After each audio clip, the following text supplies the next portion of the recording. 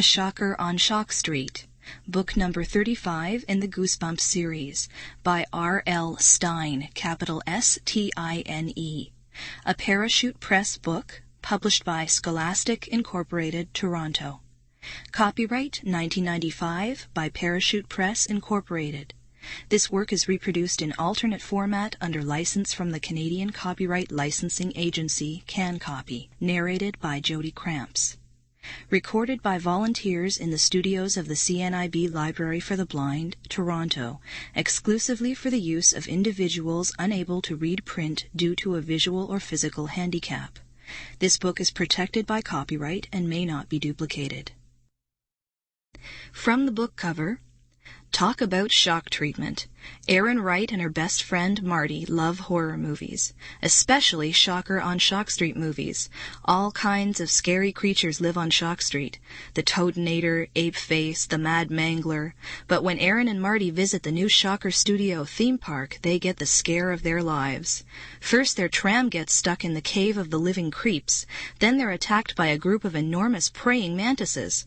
Real life is a whole lot scarier than the movies, but Shock Street isn't really real, is it? Reader beware, you're in for a scare. Goosebumps. About the author. R.L. Stine is the author of over 36 best-selling thrillers and mysteries for young people. Recent titles for teenagers include I Saw You That Night, Call Waiting, Halloween Night 2, The Dead Girlfriend, and The Babysitter 4, all published by Scholastic. He is also the author of the Fear Street series. Bob lives in New York City with his wife Jane and 15-year-old son Matt. Look for more Goosebumps books by R.L. Stine. 1. Welcome to Dead House. 2. Stay Out of the Basement. 3. Monster Blood. 4. Say Cheese and Die. 5. The Curse of the Mummy's Tomb. 6. Let's Get Invisible. 7. Night of the Living Dummy. 8. The Girl Who Cried Monster. 9. Welcome to Camp Nightmare. 10. The Ghost Next Door. 11. The Haunted Mask. 12. Be Careful What You Wish For. 13. Piano Lessons Can Be Murder. 14. The Werewolf of Fever Swamp. 15. You Can't Scare Me. 16. One Day at Horrorland. 17. Why I'm Afraid of Bees. 18. Monster Blood 2. 19. Deep Trouble. 20. The Scarecrow Walks at Midnight. 21. Go Eat Worms. 22. Ghost Beach. 23. Return of the Mummy. 24. Phantom of the Auditorium. 25. Attack of the Mutant. 26. My Hairiest Adventure. 27. A Night in Terror Tower. 28. The Cuckoo Clock of Doom. 29. Monster Blood 3. 30. It Came from Beneath the Sink. 31. Night of the Living Dummy 2. 32. The Barking Ghost. 33. The Horror at Camp Jelly Jam. 34. Revenge of the Lawn Gnomes.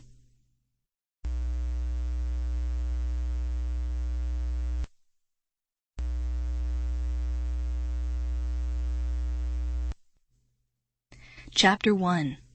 This is creepy, Erin. My friend Marty grabbed my sleeve. Let go, I whispered. You're hurting me. Marty didn't seem to hear. He stared straight ahead into the darkness, gripping my arm. Marty, please, I whispered. I shook my arm free. I was scared too, but I didn't want to admit it. It was darker than the darkest night. I squinted hard, trying to see, and then a gray light glowed dimly in front of us. Marty ducked low. Even in the foggy light, I could see the fear in his eyes. He grabbed my arm again. His mouth dropped open. I could hear him breathing hard and fast. Even though I was frightened, a smile crossed my face. I liked seeing Marty scared. I really enjoyed it.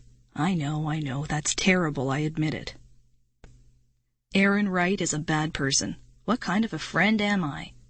But Marty always brags that he is braver than me, and he is usually right. He usually is the brave one, and I'm the wimp. But not today. That's why seeing Marty gasp in fright and grab my arm made me smile. The gray light ahead of us slowly grew brighter. I heard crunching sounds on both sides of us. Close behind me, someone coughed. But Marty and I didn't turn around. We kept our eyes straight ahead, waiting, watching. As I squinted into the gray light, a fence came into view. A long wooden fence, its paint faded and peeling. A hand-lettered sign appeared on the fence. "Danger, keep out, this means you."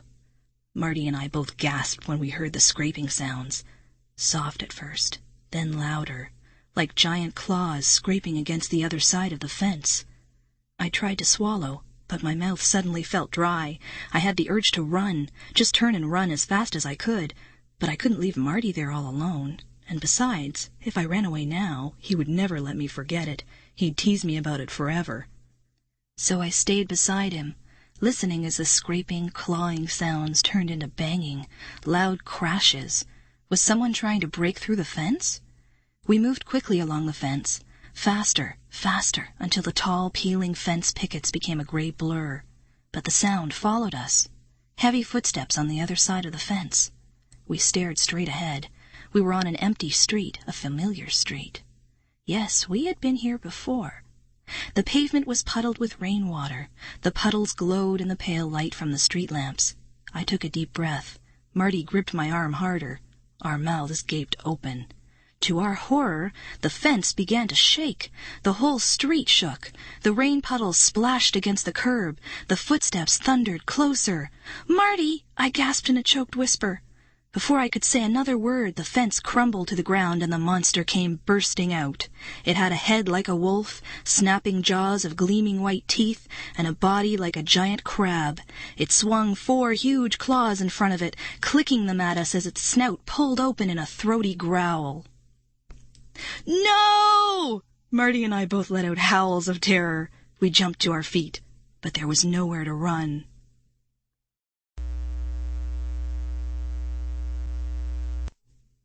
Chapter 2. We stood and stared as the wolf crab crawled towards us. "Please sit down, kids," a voice called out behind us. "I can't see the screen." "Shh," someone else whispered. Marty and I glanced at each other. I guess we both felt like jerks. I know I did.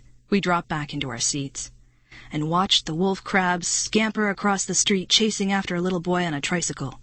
"What's your problem, Erin?" Marty whispered, shaking his head. "It's only a movie. Why did you scream like that?" "You screamed too," I replied sharply. "I only screamed because you screamed," he insisted. "Shh," someone pleaded. I sank low in the seat. I heard crunching sounds all around me, people eating popcorn. Someone behind me coughed. On the screen, the wolf crab reached out his big red claws and grabbed the kid on the trike. Snap, snap. "Goodbye, kid." Some people in the theater laughed. It was pretty funny. That's the great thing about the Shocker on Shock Street movies. They make you scream and laugh at the same time. Marty and I sat back and enjoyed the rest of the movie. We love scary movies, but the Shock Street films are our favorites. In the end, the police caught the wolf crab. They boiled him in a big pot of water. Then they served steamed crab to the whole town. Everyone sat around dipping him in butter sauce. They all said he was delicious. It was the perfect ending. Marty and I clapped and cheered. Marty put 2 fingers in his mouth and whistled through his teeth the way he always does. We had just seen Shocker on Shock Street 6, and it was definitely the best one of the series. The theater lights came on. We turned up the aisle and started to make our way through the crowd. "Great special effects," a man told his friend. "Special effects?" the friend replied. "I thought it was all real." They both laughed. Marty bumped me hard from behind. He thinks it's funny to try and knock me over. "Pretty good movie," he said. I turned back to him. "Huh? Pretty good?" "Well, it wasn't scary enough," he replied. "Actually, it was kind of babyish. Shocker 5 was a lot scarier." I rolled my eyes. "Marty, you screamed your head off, remember? You jumped out of your seat, you grabbed my arm, and I only did that because I saw how scared you were," he said, grinning. What a liar. Why can't he ever admit it when he's scared? He stuck his sneaker out and tried to trip me. I dodged to the left, stumbled, and bumped hard into a young woman. "Hey, look out," she cried. "You twins should be more careful." "We're not twins," Marty and I cried in unison. "We're not even brother and sister. We're not related in any way, but people always think that Marty and I are twins." I guess we do look a lot alike. We're both 12 years old, and we're both pretty short and kind of chubby. We both have round faces, short black hair, and blue eyes. And we both have little noses that sort of turn up. But we're not twins. We're only friends. I apologized to the woman. When I turned back to Marty, he stuck out his shoe and tried to trip me again. I stumbled, but quickly caught my balance. Then I stuck out my shoe and tripped him. We kept tripping each other through the long lobby. People were staring at us, but we didn't care. We were laughing too hard. "Do you know the coolest thing about this movie?" I asked. "No, what?" "That we're the first kids in the world to see it," I exclaimed. "Yeah!" Marty and I slapped each other a high five. We had just seen Shocker on Shock Street 6 at a special sneak preview. My dad works with a lot of movie people, and he got us tickets for it. The others in the theater were all adults. Marty and I were the only kids. "Know what else was really cool?" I asked. "The monsters, all of them. They looked so incredibly real. It didn't look like special effects at all." Marty frowned. "Well, I thought the electric eel woman was pretty phony looking. She didn't look like an eel. She looked like a big worm." I laughed. "Then why did you jump out of your seat when she shot a bolt of electricity and fried that gang of teenagers?" "I didn't jump," Marty insisted. "You did." "Did not. You jumped because it looked so real," I insisted. "And I heard you choke when the toxic creep leapt out of the nuclear waste pit." "I choked on a milk dud, that's all." "You were scared, Marty, because it was so real." "Hey, what if they are real?" Marty exclaimed. "What if it isn't special effects? What if they're all real monsters?" "Don't be dumb," I said. We turned the corner into another hall. The wolf crab stood waiting for me there. I didn't even have time to scream. He opened his toothy jaws in a long wolf howl and wrapped 2 giant red claws around my waist.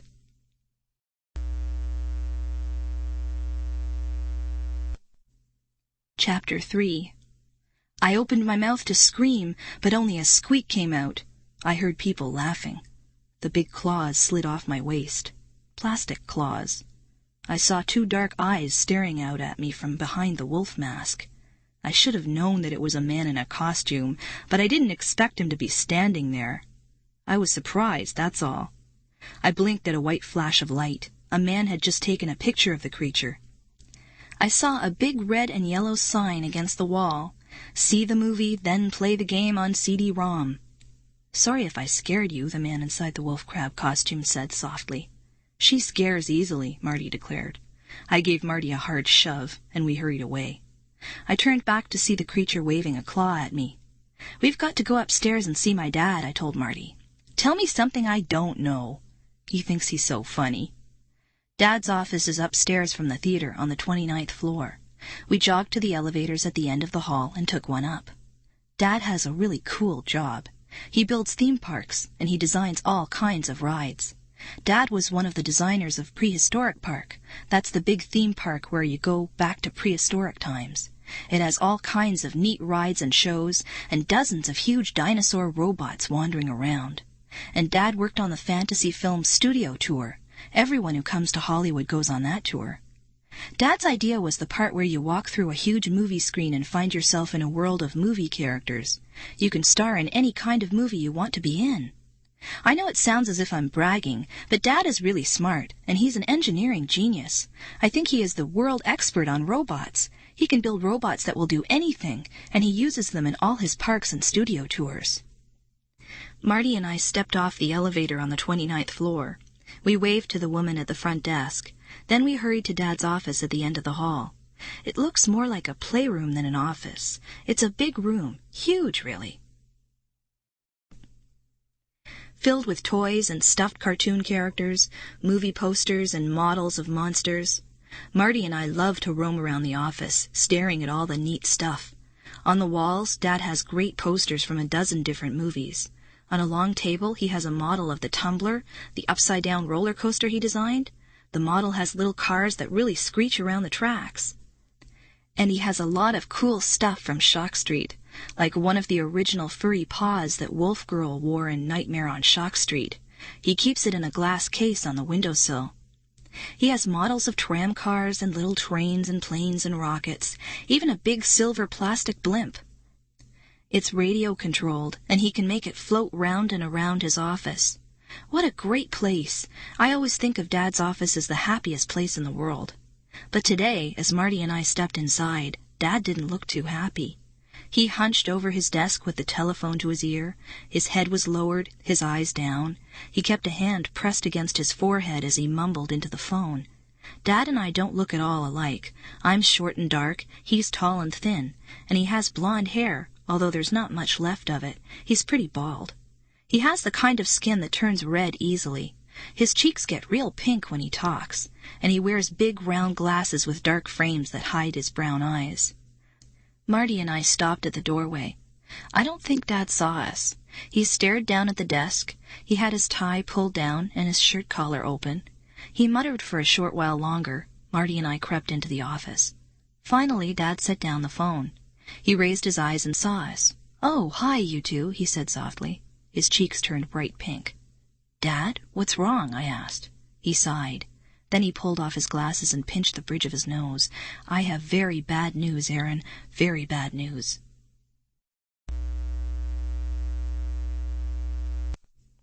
Chapter 4. "Dad, what is it? What?" I cried. Then I saw the grin slowly spread across his face. I knew I'd been tricked again. "Gotcha," he declared. His brown eyes flashed gleefully. His cheeks were bright pink. "Gotcha again. You fall for that gag every time." "Dad!" I let out an angry cry. Then I rushed up to the desk, wrapped my hands around his neck and pretended to strangle him. We both collapsed against each other, laughing. Marty still stood in the doorway, shaking his head. "Mr. Wright, that is so lame," he muttered. Dad struggled to slip his glasses back on. "I'm sorry, you kids are just too easy to fool. I couldn't resist." He smiled at me. "Actually, I've got good news." "Good news? Is this another joke?" I demanded suspiciously. He shook his head. He picked up something from his desk. "Check this out, guys. Do you know what this is?" He held it in his palm. Marty and I came closer to examine it. It was a little white plastic vehicle with 4 wheels. "Some kind of train car," I guessed. "It's a tram car," Dad explained. "See? People sit on long benches inside it. Here. It's motor-driven." He pointed to the front of the model to show where the engine went. "But do you know where this tram car will be used?" "Dad, we give up. Just tell us," I insisted impatiently. "Stop keeping us in suspense." Okay. His cheeks reddened. His smile grew wider. "This is a model of the tram that will be used at the Shocker Studio tour." My mouth dropped open. "Do you mean the tour is finally going to open?" I knew that Dad had been working on it for years. Dad nodded. "Yes, we're finally about to open it to the public, but before we do, I want you two to test it out." "Huh? You mean it?" I shrieked. I was so excited. I felt as if I'd burst out of my skin. I turned to Marty. He was leaping up and down, shooting both fists into the air. "Yes, yes, yes!"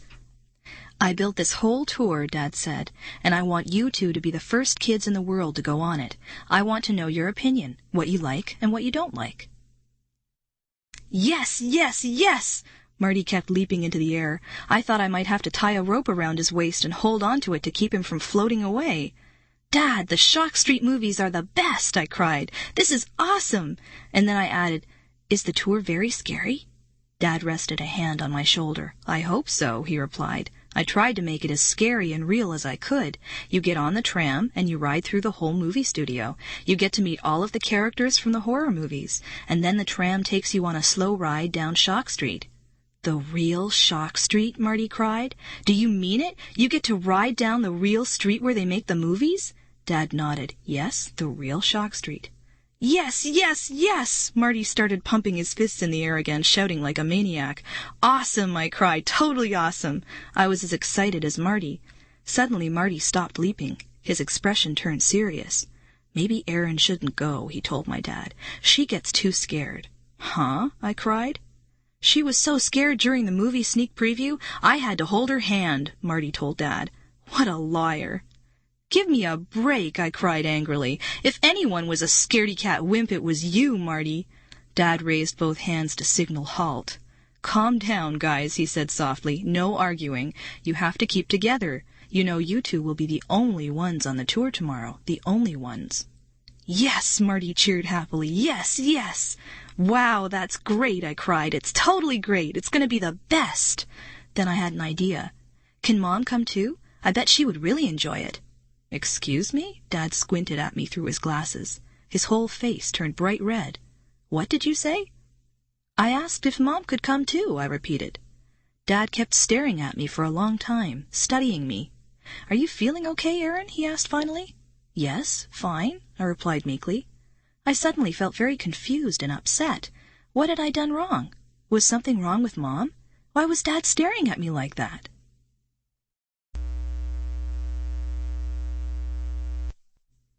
Chapter 5. Dad came around the desk and put an arm around my shoulder. "I think you and Marty will have a better time if you go by yourselves," he said softly. "Don't you agree?" I nodded. "Yeah, I guess." I still wondered why he was staring at me so suspiciously, but I decided not to ask him. I didn't want him to get angry or something and change his mind about us going on the tour. "Do you mean you're not coming with us?" Marty asked Dad. "We're really going by ourselves?" "I want you to go by yourselves," Dad replied. "I think that will make it more exciting for you." Marty grinned at me. "I hope it's really scary," he declared. "Don't worry," Dad replied. A strange smile spread over his face. "You won't be disappointed." The next afternoon, a gray haze hung in the air as Dad drove Marty and me to Shocker Studios. I sat up front with Dad, peering out the car window at the smog.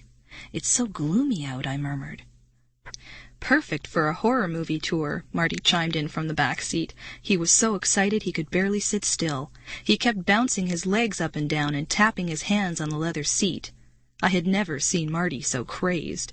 If he didn't have a seatbelt to hold him down, he'd probably bounce right out of the car. The car climbed up the Hollywood Hills. The narrow road curved past redwood houses and tree-filled yards, cut into the sides of the hills. As we climbed, the sky turned even darker. "We're driving up into a cloud of fog," I thought. Far in the distance I could see the Hollywood sign stretching in the haze across a dark peak. "Hope it doesn't rain," I muttered, watching the fog roll over the sign. Dad chuckled. "You know it never rains in Los Angeles." "Which monsters are we going to see?" Marty asked, bouncing in the back seat. "Is Shockrow on the tour? Do we really get to walk on Shock Street?" Dad squinted hard through his glasses, turning the wheel as the road curved and twisted. "I'm not telling," he replied. "I don't want to spoil it for you. I want it all to be a surprise." "I just wanted to know so I could warn Erin," Marty said. "I don't want her to get too scared. She might faint or something." He laughed. I let out an angry growl. Then I turned around and tried to punch him, but I couldn't reach. Marty leaned forward and messed up my hair with both hands. "Get off me!" I screamed. "I'm warning you."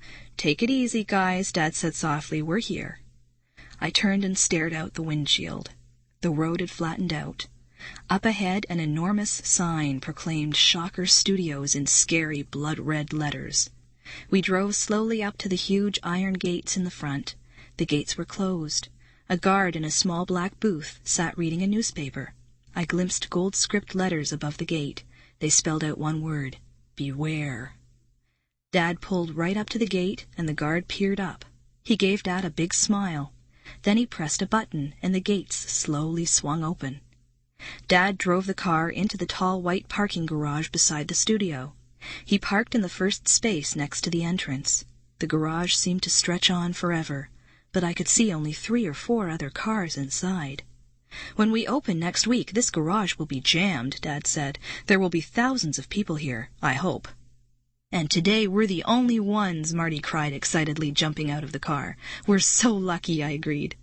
A few minutes later, we were standing on the platform outside the main building, facing a wide street, waiting for the tram to take us on the tour. The street led to dozens of white studio buildings, spread out all the way down the hill. Dad pointed to 2 enormous buildings as big as airplane hangars. "Those are the sound stages," he explained. "They film a lot of movie scenes inside those buildings." "Does the tour go inside them?" Marty demanded. "Where is Shock Street? Where are the monsters? Are they making a movie now? Can we watch them making it?" "Whoa!" Dad cried. He placed his hands on Marty's shoulders as if to keep him from flying off the ground. I had never seen Marty so totally wired. "Take it easy, fella," Dad warned. "You'll blow a fuse. You won't survive the tour." I shook my head. "Maybe we should put him on a leash," I told Dad. "Arf, arf," Marty barked. Then he snapped his teeth at me, trying to bite me. I shivered. The fog rolled in from the hills. The air felt damp and cold. The sky darkened. 2 men in business suits came zooming along the street in a golf cart. They were both talking at once. One of them waved to Dad.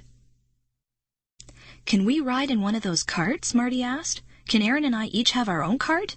"No way," Dad told him. "You have to take the automated tram. And remember, stay in the tram car, no matter what." "You mean we can't walk on Shock Street?" Marty whined. Dad shook his head. "Not allowed. You have to stay on the tram." He turned to me.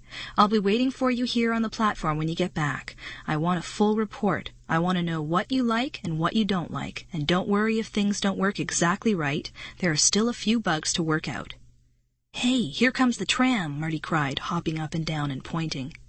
The tram came rolling silently around the corner.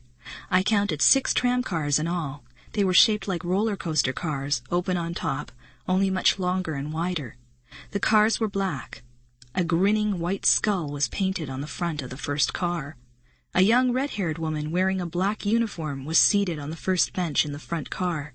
She waved to us as the tram rolled up to the platform. She was the only passenger. She hopped out as the tram stopped. "Hi, I'm Linda. I'm your tour guide." She smiled at my dad. Her red hair fluttered in the wind. "Hello, Linda," Dad said, smiling back at her. He gently shoved Marty and me forward. "Here are your first 2 victims."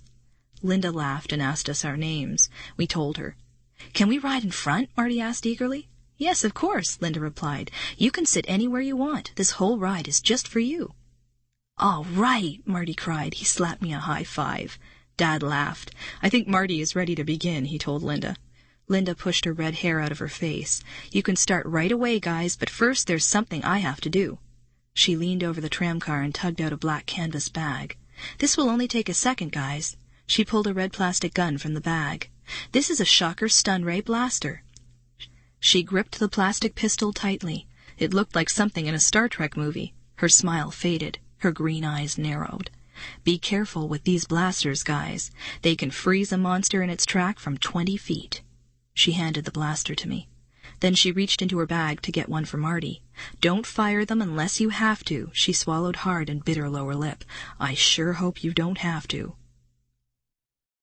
I laughed. "You're kidding, right? These are just toys, right?"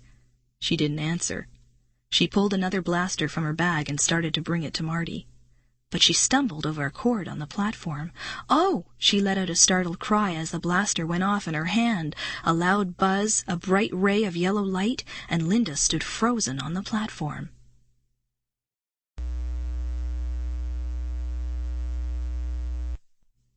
Chapter 6. "Linda! Linda!" I screamed. Marty's mouth dropped open. He let out a choked gurgle. I turned to Dad. To my surprise, he was laughing. "Dad, she's frozen!" I cried. But when I turned back to Linda, she had a big smile on her face, too. It took us both a while, but we soon realized the whole thing was a joke. "That's the first shock on the Shocker tour," Linda announced, lowering the red blaster. She put a hand on Marty's shoulder. "I think I really shocked you, Marty." "No way," Marty insisted. "I knew it was a joke. I just played along." "Come on, Marty," I cried, rolling my eyes. "You nearly dropped your teeth." "Erin, I wasn't scared," Marty insisted sharply. "Really, I just went along with the joke."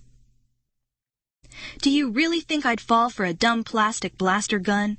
Marty is such a jerk. Why can't he ever admit it when he's scared? "Climb in, you two," Dad urged. "Let's get this show on the road." Marty and I climbed into the front seat of the tram. I looked for a seatbelt or a safety bar, but there wasn't one. "Are you coming with us?" I asked Linda. She shook her head. "No, you're on your own. The tram moves automatically." She handed Marty his stun blaster. "Hope you don't need it." "Yeah, sure," Marty muttered, rolling his eyes. "This gun is so babyish." "Remember, I'll meet you back here at the end of the ride," Dad said. He waved. "Enjoy it. I want a full report." "Don't get out of the tram," Linda reminded us. "Keep your head and hands inside, and don't stand up while the tram is moving." She stepped on a blue button on the platform. The tram started up with a jolt. Marty and I were thrown back against the seat. Then the tram rolled smoothly forward. "First stop is the haunted house of horror," Linda called after us. "Good luck." I turned back to see her waving to us, her long red hair fluttering in the wind. A strong breeze blew against us as the tram made its way down the hill. The sky was nearly as dark as night. Some of the white studio buildings were hidden by the fog. "Stupid gun," Marty muttered, rolling it around in his hands. "Why do we need this plastic gun? I hope the whole tour isn't this babyish." "I hope you don't complain all afternoon," I told him, frowning. "Do you realize how awesome this is? We're going to see all the great creatures from the Shocker movies." "Think we'll see Shockro?" he asked. Shockro is his favorite. I guess because he's so totally gross. "Probably," I replied, my eyes on the low buildings we were passing. They all stood dark and empty. "I want to see Wolf Boy and Wolf Girl," Marty said, counting the monsters off on his fingers. "And the Piranha People, and Captain Sick, the great gopher mutant, and—" "Wow, look!" I cried, pounding his shoulder and pointing. As the tram turned a sharp corner, the haunted house of horror loomed darkly in front of us. The roof and its tall stone turrets were hidden by the fog. The rest of the mansion stood gray against the dusky sky. The tram took us nearer. Tall weeds choked the front lawn. The weeds bent and swayed in the wind. The gray shingles on the house were chipped and peeling. Pale green light, dim, eerie light, floated out from the tall window in front. As we rode closer, I could see a rusty iron porch swinging by itself on a broken, rotting porch. "Cool," I exclaimed. "It looks a lot smaller than in the movie," Marty grumbled. "It's actually the same house," I cried. "Then why does it look so much smaller?" he demanded. "What a complainer!" I turned away from him and studied the haunted house. An iron fence surrounded the place. As we moved around to the side, the rusty gate swung open, squeaking and creaking. "Look!" I pointed to the dark windows on the second floor.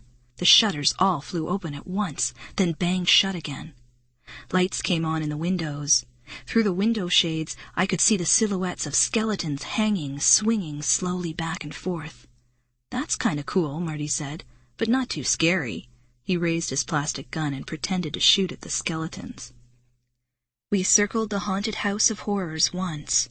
We could hear screams of terror from inside. The shutters banged again and again. The porch swing continued to creak back and forth, as if taken by a ghost. "Are we going inside or not?" Marty demanded impatiently. "Sit back and stop complaining," I said sharply. "The ride just started. Don't spoil it for me, okay?" He stuck his tongue out at me, but he settled back against the seat. We heard a long howl, and then a shrill scream of horror. The tram made its way silently to the back of the house. A gate swung open, and we rolled through it. We moved quickly through the overgrown, weed-choked backyard. The tram picked up speed. We bounced over the lawn, up to the back door. A wooden sign above the door read, "Abandon all hope." "We're going to crash right into the door," I thought. I ducked and raised my hands to shield myself, but the door creaked open and we burst inside. The tram slowed. I lowered my hands and sat up. We were in a dark, dust-covered kitchen. An invisible ghost cackled an evil laugh. Battered pots and pans covered the wall. As we passed, they clattered to the floor. The oven door opened and closed by itself. The teapot on the stove started to whistle. Dishes on the shelves rattled. The cackling grew louder. "This is pretty creepy," I whispered. "Ooh, thrills and chills," Marty replied sarcastically. He crossed his arms in front of him. "Boring." "Marty, give me a break." I shoved him away. "You can be a bad sport if you want, but don't ruin it for me." That seemed to get to him. He muttered, "Sorry," and scooted back next to me.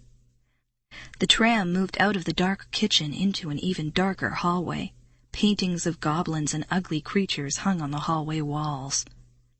As we approached a closet door, it sprang open, and a shrieking skeleton popped out in front of us, its jaws open, its arms jutting out to grab us. I screamed. Marty laughed. The skeleton snapped back into the closet. The tram turned a corner. I saw flickering light up ahead. We rode into a large round room. "It's the living room," I whispered to Marty. I raised my eyes to the flickering light and saw a chandelier above our heads with a dozen burning candles. The tram stopped beneath it. The chandelier began to shake. Then, with a hiss, the candles all flickered out at once. The room plunged into darkness. Then a deep laugh echoed all around us. I gasped. "Welcome to my humble home," a deep voice suddenly boomed. "Who is that?" I whispered to Marty. "Where is it coming from?" No reply. "Hey, Marty?" I turned to him. "Marty?" He was gone.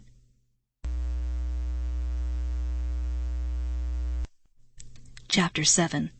Marty? My breath caught in my throat. I froze, staring into the darkness. Where did he go? I asked myself. He knows we aren't supposed to leave the tram car. Did he climb out? No. If he had, I would have heard him. Marty? Someone grabbed my arm. I heard a soft laugh. Marty's laugh. Hey, where are you? I can't see you, I cried. I can't see you either, he replied, but I didn't move. I'm still sitting right next to you. Huh? I reached out and felt the sleeve of his shirt. This is cool, Marty declared. I'm waving my arms, but I can't see a thing. You really can't see me? No, I replied. I thought, it's some kind of trick with the lights, he said. Black light or something, some kind of neat movie special effect. Well, it creeped me out, I confessed. I really thought you disappeared. Sucker, he sneered. And then we both jumped. A fire suddenly blazed in the big brick fireplace. Bright orange light filled the room. A big black armchair spun around to reveal a grinning skeleton. The skeleton raised its bony yellow head. The jaws moved. I hope you like my house, its voice boomed, because you will never leave. It tossed back its head and let out an evil cackle. The tram jolted to a start. We rumbled out of the living room, into a long, dark hallway. The skeleton's laugh followed us into the hall. I fell back against the seat as we picked up speed. We whirred around a corner, down another long hall, so dark I couldn't see the walls. Faster, faster. We whipped around another corner, made another sharp turn. We were climbing now, and then we took a sharp dip that made both of us throw up our hands and scream. Around another sharp turn, up, up, up, and then we came crashing down. A wild roller coaster ride in total darkness. It was awesome, even better because we didn't expect it. Marty and I screamed our heads off. We bumped hard against each other as the tram whirled around in the black halls of the haunted house of horrors. Up, up again, then we tilted sharply down. I hung on to the front of the car for dear life. I gripped it so hard both hands ached. There was no seatbelt, no safety bar. What if we tumbled out, I wondered. The car tilted sharply sideways as if reading my frightened thoughts. I let out a shriek and lost my grip. I slid against the side of the car. Marty fell on top of me. I frantically reached out for something to hold on to. The car tilted back right side up. I took a deep breath, slid back into place on the long seat. Whoa, that was excellent, Marty cried, laughing. Excellent! Gripping the front of the car, I took another deep breath and held it. I was trying to slow my racing heart. A door swung open in front of us, and we burst through it. The car bounced hard. I saw trees, the gray-fogged sky. We were back outside, racing through the backyard. Both of us were tossed from side to side as we roared over the weeds, zigzagging through the dark trees. Whoa, stop! I choked out. I couldn't catch my breath. The wind blew hard against my face. The tram clattered and squealed as we bumped over the rough ground. We were out of control. Something had definitely gone wrong with the tram. Bouncing hard on the plastic seat, holding on tightly, I searched for someone who could help us. No one in sight. We bumped onto the road. The tram started to slow. I turned to Marty. His hair was blown over his face. His mouth hung open. His eyes rolled around in his head. He was totally dazed. The tram slowed, until we were creeping smoothly along. That was great, Marty declared. He smoothed back his hair with both hands and grinned at me. I knew he had been scared too, but he was pretending that he enjoyed the crazy, wild ride. Yeah, great, I tried to pretend too, but my voice came out weak and shaky. I'm going to tell your dad that the roller coaster ride through the halls was the best, Marty declared. It was kind of fun, I agreed, and kind of scary. Marty turned away from me. Hey, where are we? The tram had come to a stop. I pulled myself up and peered around. We had parked between 2 rows of tall evergreen bushes. The bushes were slender, shaped like spears reaching up to the sky. Above us, the afternoon sun was trying to break through the fog. Rays of pale light beamed down from the gray sky. The tall, thin shadows of the bushes fell over our tram car. Marty stood up and turned to the back of the tram. There's nothing around here, he said. We're in the middle of nowhere. Why did we stop? Do you think? I started, but I stopped talking when I saw the bush move. It wiggled. Then the bush next to it wiggled, too. "Marty," I whispered, tugging his sleeve. I saw 2 glowing red circles behind the bush, 2 glowing red eyes. "Marty, there's someone there." Another pair of eyes, and then another pair of eyes staring out at us from behind the evergreen bushes, and then 2 dark claws, and then rustling sounds. The bush tilted as a dark figure leapt out, followed by another, snarling, growling. I gasped. Too late to run. We were surrounded by the ugly creatures, snuffling, wheezing creatures who staggered out from the bushes. Reaching out for us, they began to climb into the tram. Chapter 8. Marty and I jumped to our feet. "Oh!" I heard Marty let out a frightened moan. I started to back away. I thought maybe I could scramble out the other side of the car, but the snarling, growling monsters came at us from both sides. "Leave us alone," I stammered. A monster covered in tangled brown fur opened his jaws to reveal long, jagged rows of yellow teeth.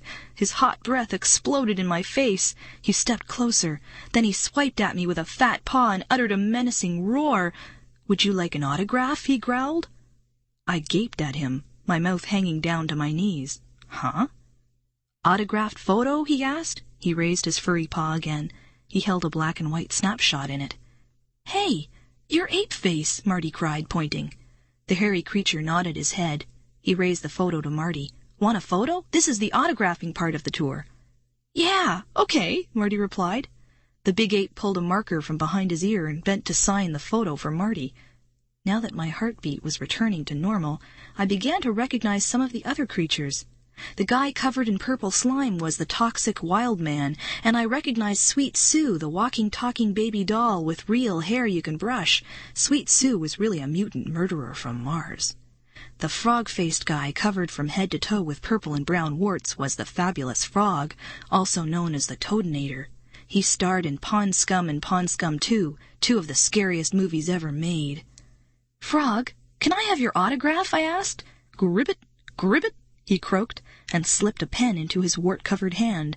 I leaned forward eagerly and watched him sign his photo. It was hard for him to write. The pen kept slipping in his slimy frog hands.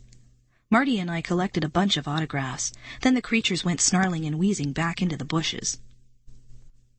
When they were gone, we both burst out laughing. "That was so dumb," I cried. "When I saw them creeping out from behind the bushes, I thought I'd have a cow." I glanced down at the photos. "But it's kind of cool to get their autographs." Marty made a disgusted face. "It's just a bunch of actors in costumes," he sneered. "It's for babies." But they looked so real," I stammered. "It didn't look as if they were wearing costumes, did it? I mean, the Toadinator's hands were really slimy, and Ape-Face's fur was so real. The masks were awesome. I couldn't tell they were masks." I brushed the hair out of my eyes. "How did they get into those costumes? I didn't see any buttons or zippers or anything." "That's because they're movie costumes," Marty explained. "They're better than regular costumes." Mr. Know-It-All. The tram started to back out. I settled down into the seat. I watched the 2 rows of evergreen bushes fade into the distance. Down the long sloping hill, I could see the white studio buildings. I wondered if they were making a movie on one of the sound stages. I wondered if the tram would take us to watch them shoot. I could see 2 golf carts moving along the road. They were carrying people down to the soundstage buildings. The sun still struggled to shine through the fog. The tram bounced over the grass, up the hill. "Whoa!" I cried out as we turned sharply and headed back towards the trees. "Please remain in the car at all times," a woman's voice burst from a speaker in the tramcar. "Your next stop will be the Cave of the Living Creeps." "The Cave of the Living Creeps! Wow, that sounds scary," Marty exclaimed. "Sure does," I agreed. We had no idea just how scary it would turn out to be.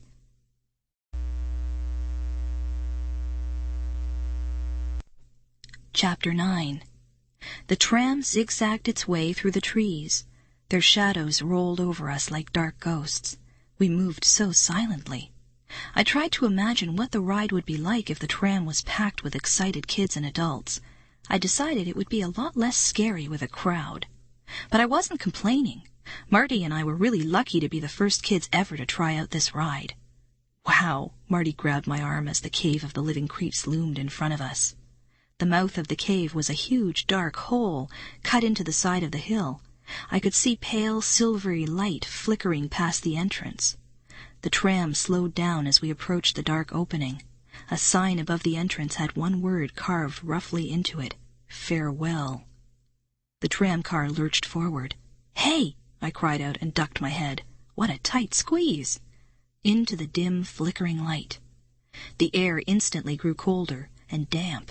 A sour, earthy smell rose to my nostrils, making me gasp. "Bats," Marty whispered. "What do you think, Erin? Think there are bats in here?" He leaned close and let out an evil laugh in my ear. Marty knows that I hate bats. I know. Bats aren't really evil creatures, and they aren't dangerous. Bats eat mosquitoes and other insects, and they don't attack people or get tangled in your hair or try to suck your blood. That's only in movies. I know all that, but I don't care. Bats are ugly and creepy and disgusting, and I hate them.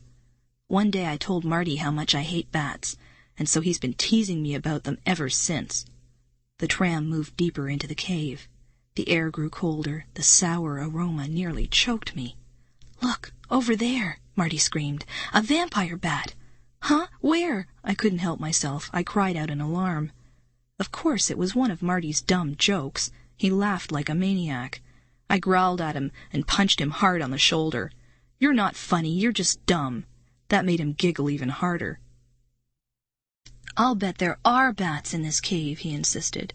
"You can't go into a deep, dark cave like this one without seeing bats." I turned away from his grinning face and listened hard. I was listening for fluttering bat wings. I didn't hear any. The cave narrowed. The walls seemed to close in on us. The side of the car scraped against the dirt wall. I could feel that we were heading down. In the dim, silvery light, I saw a long row of pointy, icicle-type things hanging down from the cave ceiling. I know they have a name, but I can never remember which one it is. Stalagmites or stalactites. I ducked my head again as the tram shot under them. Up close they looked like pointed elephant tusks. "We're getting closer to the bats," Marty teased. I ignored him. I kept my eyes straight ahead. The cave grew wide again. Dark shadows shifted and danced over the walls as we rolled past. "Oh," I uttered a groan as I felt something cold and slimy drop onto the back of my neck.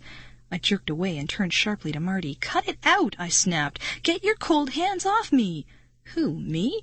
He wasn't touching me. Both of his hands gripped the front of the car. Then what was on the back of my neck, so cold and wet? Icy wet. I shuddered. My whole body shook. "Marty," I stammered. "Help!" Marty stared at me, confused. "Erin, what's your problem?" "The back of my neck," I choked out. I could feel the cold, wet thing start to move. I decided not to wait for Marty to help me. I reached back and pulled it off. It felt sticky and cold between my fingers. It slithered and wriggled, and I dropped it on the seat. A worm. A huge, long, white worm. So cold, so wet, and cold. "Weird," Marty exclaimed. He leaned close to examine it. "I've never seen a worm that big, and it's white." It dropped from the ceiling," I said, watching it wiggle next to me. "It's ice cold." "Huh? Let me touch it," Marty said. He raised his hand and slowly lowered his pointer finger to the worm. His finger poked the worm in its middle, and then Marty opened his mouth in a scream of horror that echoed through the cave.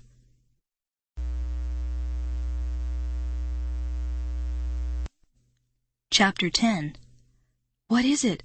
Marty, what's wrong?" I shrieked. I... He couldn't speak. He could only utter, I... His eyes bulged. His tongue flopped out. He reached up and pulled a white worm off the top of his head. I got one too." "Yuck," I cried. His worm was nearly as long as a shoelace. We both tossed our worms out of the tram, but then I felt a soft, damp plop on my shoulder, and then a cold plop on top of my head, another on my forehead like a cold slap. "Oh, help," I moaned. I started thrashing my arms, grabbing at the worms, struggling to pull them off me. "Marty, please!" I turned to him for help. But he was battling them too, twisting and ducking, trying to dodge as more and more white worms fell from the ceiling. I saw one fall on his shoulder. I saw another one begin to wrap itself around his ear. As fast as I could, I pulled the sticky, wet creatures off me and tossed them over the side of the slow-rolling tram. Where are they coming from? I wondered. I glanced up, and a fat, wet one fell over my eyes. Yow! I let out a shriek, grabbed it, flung it away. The tram turned sharply, sending us both sliding over the seat. The cave narrowed again as we entered a different tunnel. The silvery light glowed dimly around us as we bounced forward. 2 white worms, each at least a foot long, wriggled across my lap. I tugged them off and heaved them over the tram. Breathing hard, I searched for more. My whole body itched. The back of my neck tingled. I couldn't stop shaking. They stopped falling, Marty announced in a shaky voice. Then why did I still itch? I rubbed the back of my neck, stood up and searched the seat, then the floor. I found one last worm, climbing over my shoe. I kicked it away, then dropped back onto the seat with a loud sigh. That was totally gross, I wailed. Marty scratched his chest, then rubbed his face with both hands. I guess that's why they call it the Cave of the Living Creeps, he said. He swept a hand back through his black hair. I shivered. I couldn't stop itching. I knew the worms were gone, but I could still feel them. Those disgusting white worms. Do you think they were alive? Marty shook his head. Of course not. They were fakes, he snickered. I guess they fooled you, huh? They sure felt real, I replied, and the way they wriggled around. They were robots or something, Marty said, scratching his knees. Everything here is fake. It has to be. I'm not so sure, I said, my whole body still itchy and tingling. Well, just ask your father, Marty replied grumpily. I had to laugh. I knew why Marty was suddenly so grouchy. Whether the worms were real or fake, they had scared him. And he knew that I knew that he had been frightened. I don't think little kids will like the worms, Marty said. I think they'll get too scared. I'm going to tell that to your dad. I started to reply, and felt something drop over me, something scratchy and dry. It covered my face, my shoulders, my entire body. I shot both hands up and tried to push it away. It's some kind of a net, I thought. I grabbed at it, desperate to get it off my face. As I struggled, I turned and saw Marty squirming and batting his arms, caught under the same net. The tram bounced through the dim cave tunnel. The sticky net felt like cotton candy on my skin. Marty let out a yelp. It's a big spider web, he stammered. I tugged and grabbed and pulled, but the sticky threads clung to my face, my arms, and my clothes. Yuck! This is so gross, I choked out. And then I saw the black dots scurrying through the net. It took me a few seconds to realize what they were. Spiders! Hundreds of them! Oh! A low moan escaped my throat. I batted the spiderweb with both hands. I rubbed my cheeks frantically, trying to scrape away the sticky threads. I pulled a spider off my forehead, another one off the shoulder of my t-shirt. The spiders, they're in my hair, Marty wailed. He suddenly forgot about acting cool. He began raking his hair with both hands, slapping himself in the head, pinching and swiping at the spiders. As the tram rolled silently on, we both twisted and squirmed, struggling to flick away the black spiders. I pulled 3 of them out of my hair. Then I felt one climb into my nose. I opened my mouth in a horrified scream and sneezed it out. Marty plucked a spider off my neck and sent it soaring through the air. The last spider I couldn't see or feel any more. We both dropped down in the seat, breathing hard. My heart pounded in my chest. Still think everything is a fake? I asked Marty, my voice weak and small. I don't know, he replied softly. The spiders could be puppets, maybe. You know, radio-controlled. They were real, I cried sharply. Face it, Marty, they were real. This is the Cave of the Living Creeps, and they were living. Marty's eyes grew wide. You really think so? I nodded. They had to be real spiders. A smile spread over Marty's face. That's so cool, he declared. Real spiders, that is totally cool. I let out a long sigh and slumped lower in the seat. I didn't think it was cool at all. I thought it was creepy and disgusting. These rides are supposed to be fake. That's what makes them fun. I decided to tell my dad that the worms and spiders were too scary. He should get rid of them before the studio tour opens to the public. I crossed my arms in front of me and kept my eyes straight ahead. I wondered what we would run into next. I hoped there weren't any other disgusting insects waiting to fall on us and climb all over our faces and bodies. "I think I hear the bats," Marty teased. He leaned close to me, grinning. "Hear those fluttering sounds? Giant vampire bats!" I shoved him back to his side of the seat. I wasn't in any mood for his joking around. "When do we get out of this cave?" I asked impatiently. "This isn't any fun." "I think it's cool," Marty repeated. "I like exploring caves." The narrow tunnel opened into a wide cavern. The ceiling appeared to be a mile high. There were giant rocks scattered over the cavern floor, rocks piled on rocks, rocks everywhere. Somewhere ahead of us, I heard water dripping. Plunk, plunk, plunk. Eerie green light glowed from the cave walls. The tram pulled up to the back wall, and then stopped. "Now what?" I whispered. Marty and I turned in our seat, letting our eyes explore the huge cavern. All I could see were rocks, smooth rocks, some round, some square. Plunk, plunk, plunk. Water dripped somewhere to our right. The air felt cold and damp. "This is kind of boring," Marty murmured. "When do we get going?" I shrugged. "I don't know. Why did we stop here? It's just a big empty cave." We waited for the tram to back up and take us out of there. And waited. A minute went by. Then another few minutes.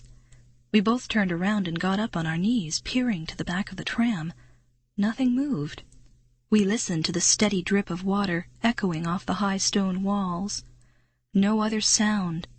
Leaning forward against the seat back, I cupped my hands around my mouth and shouted, "Hey, can anybody hear us?"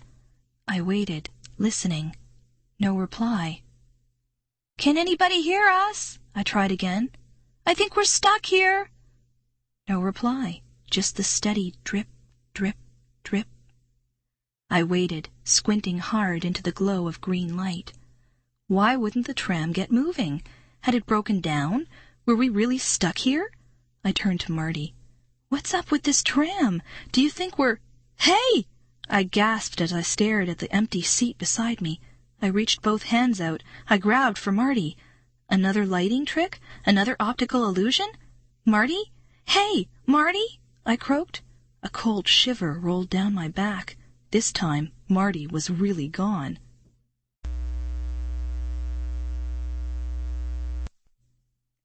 Chapter 11. "Marty." A scraping sound beside the tram made me jump. I spun around and saw Marty grinning at me from the cave floor. "Gotcha!" "You creep!" I shouted. I swung my fist, but he dodged away, laughing. "You're the living creep!" I cried. "You deliberately tried to scare me."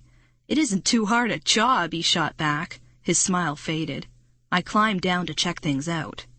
"But the tram might start up any second," I told him. "You know what that tour guide told us. She said we should never leave the tram." Marty squatted down and studied the tires. "I think the tram is stuck or something. Maybe it came off its tracks." He raised his eyes to me and shook his head fretfully. "But there aren't any tracks." "Marty, get back in," I pleaded. "If it starts up and leaves you standing there." He grabbed the side of the car with both hands and shook it. The tram car bounced on its tires, but it didn't move. "I think it broke down," Marty said softly. "Your father said that some things might not work." I felt a stab of fear in my chest. "You mean we're stranded here? All by ourselves in this creepy cave?" He stepped to the front of the car and squeezed between the tram and the cave wall. Then he tried to push the tram back, shoving with both hands as hard as he could. It wouldn't budge. "Oh, wow," I muttered, shaking my head. "This is horrible. This isn't any fun at all." I got back up on my knees on the seat and tried shouting again, as loud as I could. "Is anybody in here? Does anybody work here? The tram is stuck!" Plunk, plunk, plunk. The dripping water was my only reply. "Can somebody help us?" I shouted. "Please, can somebody help?" No answer. "Now what?" I cried. Marty was still shoving with all his might against the front of the tram. He gave one last hard push, then gave up with a sigh. "You'd better climb down," he said. "We have to walk." "Huh? Walk? In this creepy dark cave? No way, Marty!" He came around to my side of the car. "You're not afraid, are you, Erin?" "Yes, I am," I confessed. "A little." I glanced around the huge cavern. "I don't see any exits. We'd have to walk back through those tunnels, with all the spiders and worms and everything. We can find a way out, Marty insisted.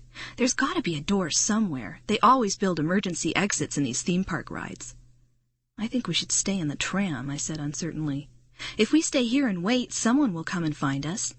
It could take days, Marty declared. Come on, Erin. I'm going to walk. Are you coming with me?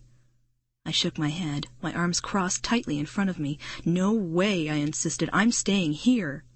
I knew he wouldn't go off by himself. I knew he wouldn't go unless I joined him. Well, bye then, he said. He turned and started walking quickly across the cave floor. Hey, Marty! Bye. I'm not waiting here all day. See you later. He was really leaving. Leaving me alone in the stalled tram, in the scary cave. But, Marty, wait! He turned back to me. Are you coming or not, Erin? He called back impatiently. Okay, I murmured. I saw that I had no choice. I climbed over the side of the tram and dropped to the cave floor. The dirt was smooth and damp. I started walking slowly toward Marty. Hurry it up, he called. Let's get out of here. He was walking backward now, motioning for me to catch up to him. But I stopped, and my mouth dropped open in horror. Don't look at me like that, he shouted. Don't stare at me as if I'm doing something wrong. But I wasn't staring at Marty. I was staring at the thing creeping up behind Marty.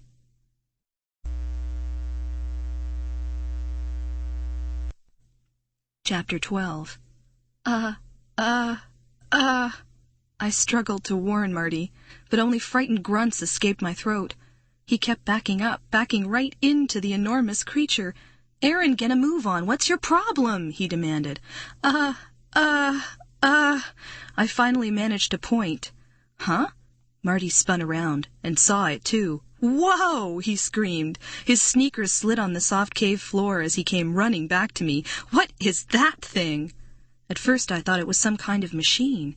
It looked like one of those tall steel cranes you see on construction sites, all silvery and metallic. But as it rose up on its wire-thin back legs, I saw that it was alive.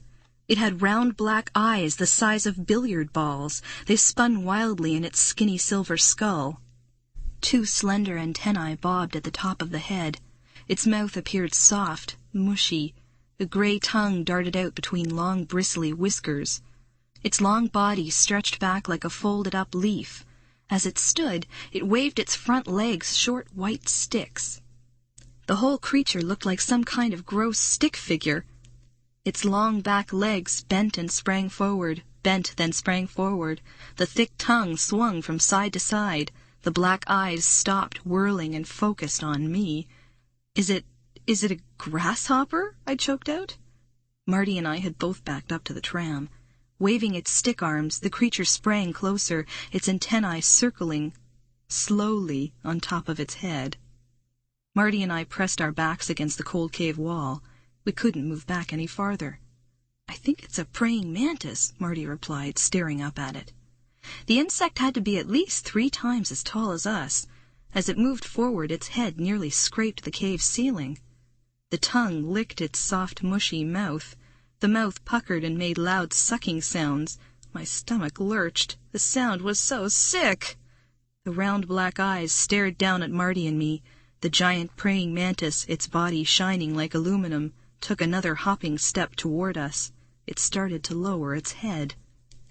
What's it going to do? I stammered, pressing my back hard against the cave wall.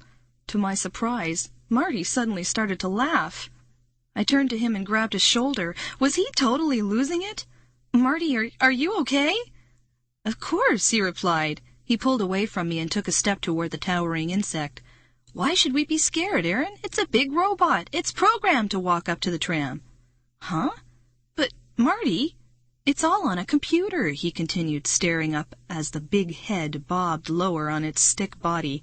It isn't real. It's part of the ride. I stared up at the creature.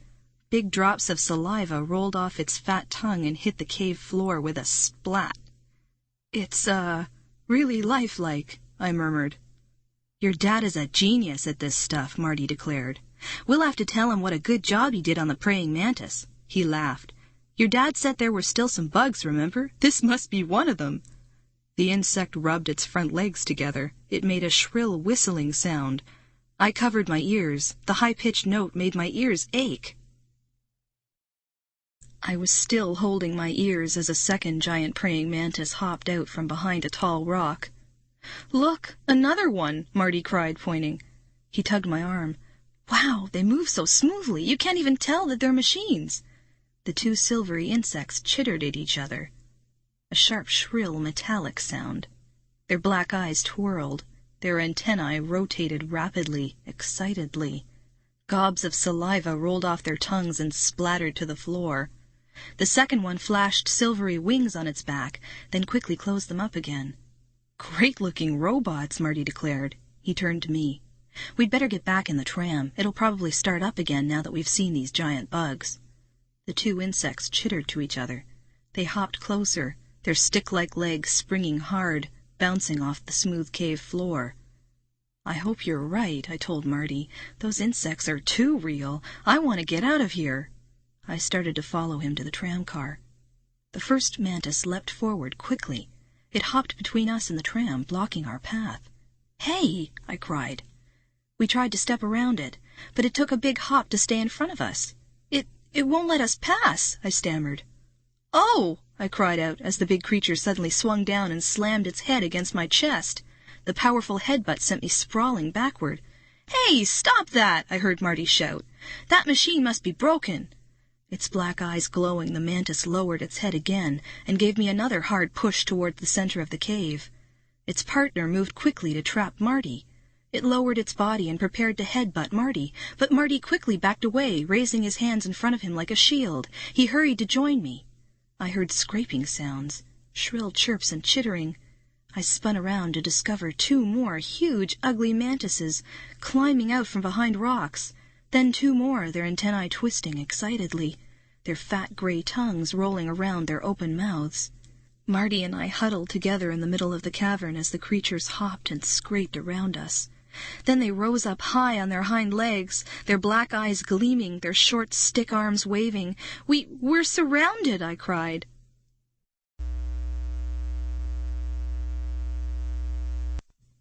Chapter 13. The giant insects all began chittering at once. They scraped their front legs together excitedly. The shrill whistle rose through the cave, echoing off the stone walls.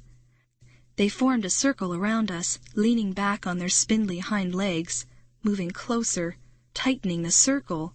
Their tongues whipped back and forth. Thick gobs of mantis saliva hit the floor. "They're out of control!" Marty shrieked. "What are they going to do to us?" I cried, covering my ears against their excited chirps and the deafening whistle. "Maybe they are voice-controlled," Marty shouted. He tilted back his head and shouted up at them, "Stop! Stop!" They didn't stop. One of them tilted its silvery head, opened its ugly mouth wide, and spit out a black gob. It splattered onto Marty's sneaker. He jumped back. His sneaker stuck to the floor. He struggled to tug it free. "Yuck! Watch out! That black stuff! It's like glue!" he cried. Thoom! Another mantis opened its mouth wide and spit out a big black gob of sticky goo. It splotched the shoulder of my t-shirt. "Ow!" I wailed. It was so hot. It burned me right through my shirt. The others chittered shrilly and scraped their hairy stick arms. Their tongues darting back and forth, they began to lower their heads to us. "The stun guns!" I cried, grabbing Marty's arm. "Maybe the guns will work against these bugs." "Those guns are only toys," he wailed. Thump! Another black gob missed Marty's foot by inches. "Besides, the guns are in the tram," Marty continued, staring up at the ugly creatures. "No way they'll let us get to the tram." "Then what are we going to do?" I cried. As I asked the question, an idea flashed into my mind. "Marty," I whispered, "how do you normally get rid of bugs?" "Huh? Erin, what are you talking about? You step on them, right? Don't you usually step on them?" "But Erin," he protested, "these bugs are big enough to step on us." "It's worth a try," I cried. I raised my sneaker and tromped as hard as I could on the foot of the nearest mantis. The giant insect let out a shrill hiss and hopped backward. Beside me, Marty stomped on another insect, bringing the heel of his sneaker down hard on its spindly foot. That creature fell back too, raising its head in a shrill hiss of pain. Its eyes spun wildly, its antennae shot straight up. I stomped down hard again. With a hoarse choking sound, the big mantis fell onto its side, all four stick legs thrashing the air. "Let's go!" I shouted. I turned and burst through the circle of insects. I didn't know where to run. I only knew I had to get away. The cave erupted in hisses and shrill whistles, angry chittering and croaks. I glimpsed Marty lurching after me. I ignored the echoing, ringing sounds and ran to the tram. Leaned over the side and grabbed both plastic stun guns into my arms. Then I pushed away from the tram and hurtled along the stone cave wall. Where could I go? How could I escape? The chittering and hissing grew louder, more frantic. The tall shadows of the giant insects danced on the wall as I ran. I had the feeling that the shadows could reach out and grab me. I glanced back. Marty came running behind me at full speed. The mantises were hopping, scrabbling, limping across the dirt floor after us. Where to run? Where? And then I saw the narrow opening in the cave wall. Just a crack, really. But I dove for it, slipped into it, squeezed myself into the dark hole between the stone, and burst out the other side, into the misty daylight. Outside! I could see trees tilting down the hill, the road that led down to the studio buildings. Yes, outside! I made it! I felt so happy, so safe, but I didn't have long to enjoy the feeling. As I started to catch my breath, I heard Marty's terrified cry, "Erin, help! Help! They got me! They're eating me!"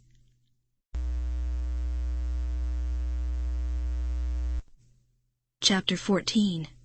With a gasp, I spun around. How could I help Marty? How could I get him out of the cave? To my surprise, he was leaning against the cave wall, one elbow against the rock, his legs crossed, a big grin on his round face.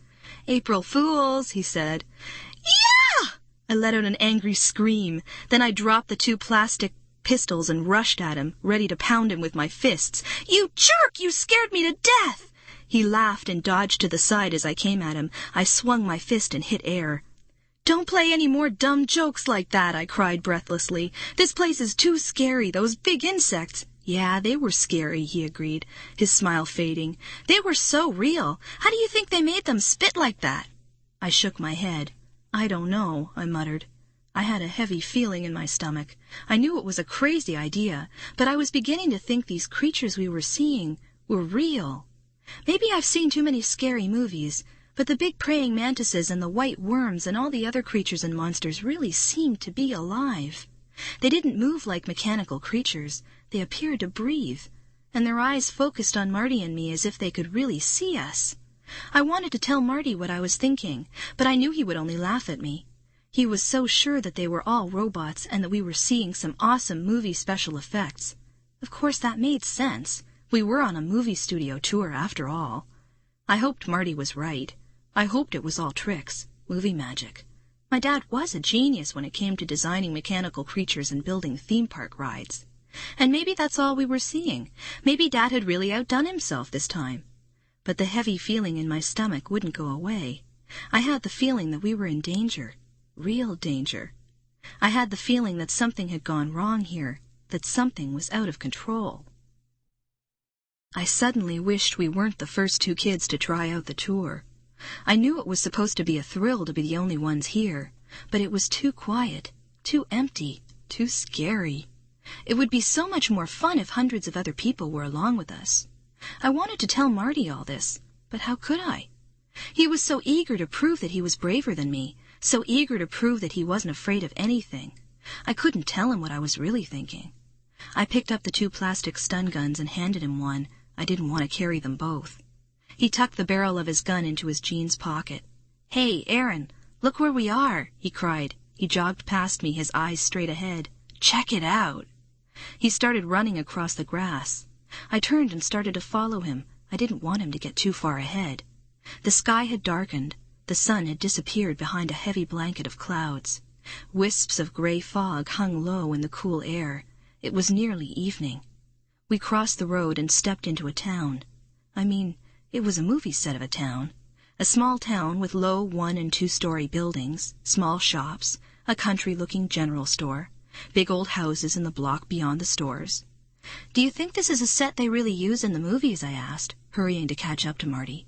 He turned to me, his dark eyes flashing with excitement. "Don't you recognize it? Don't you know where we are?" And then my eyes fell on the crumbling old mansion, half hidden by the twisted trees. And across from it I saw the crooked picket fence that ran around the old cemetery. And I knew we were on Shock Street. "Wow!" I exclaimed, spinning around, trying to take it all in at once. "This really is Shock Street. This is where they filmed all the movies." "It doesn't look the way I imagined it," Marty said. "It looks even scarier." He was right. As the sky darkened to evening, long shadows fell over the empty buildings.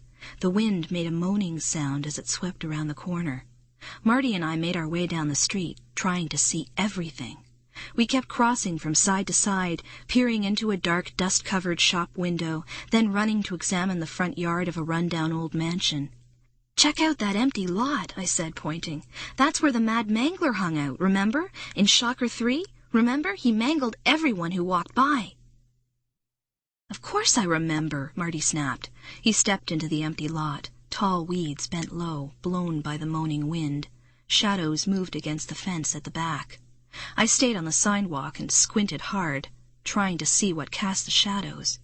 Did the Mad Mangler still lurk back there? The lot was totally empty, so how could there be tall, shifting shadows on the fence? "Marty, come back," I pleaded. "It's getting dark." He turned back. "Scared, Erin?"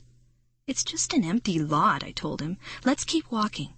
"People always thought it was just an empty lot," Marty replied in a low, scary voice. "Until the Mad Mangler jumped out and mangled them." He let out a long, evil laugh. "Marty, you're losing it," I murmured, shaking my head. He came trotting out of the lot, and we crossed the street. "I wish I had a camera," he said. "I'd really like a picture of me standing in the Mangler's lot." His eyes lit up. "Or even better." He didn't finish his sentence. Instead, he took off, running full speed. "Hey, wait up!" I cried.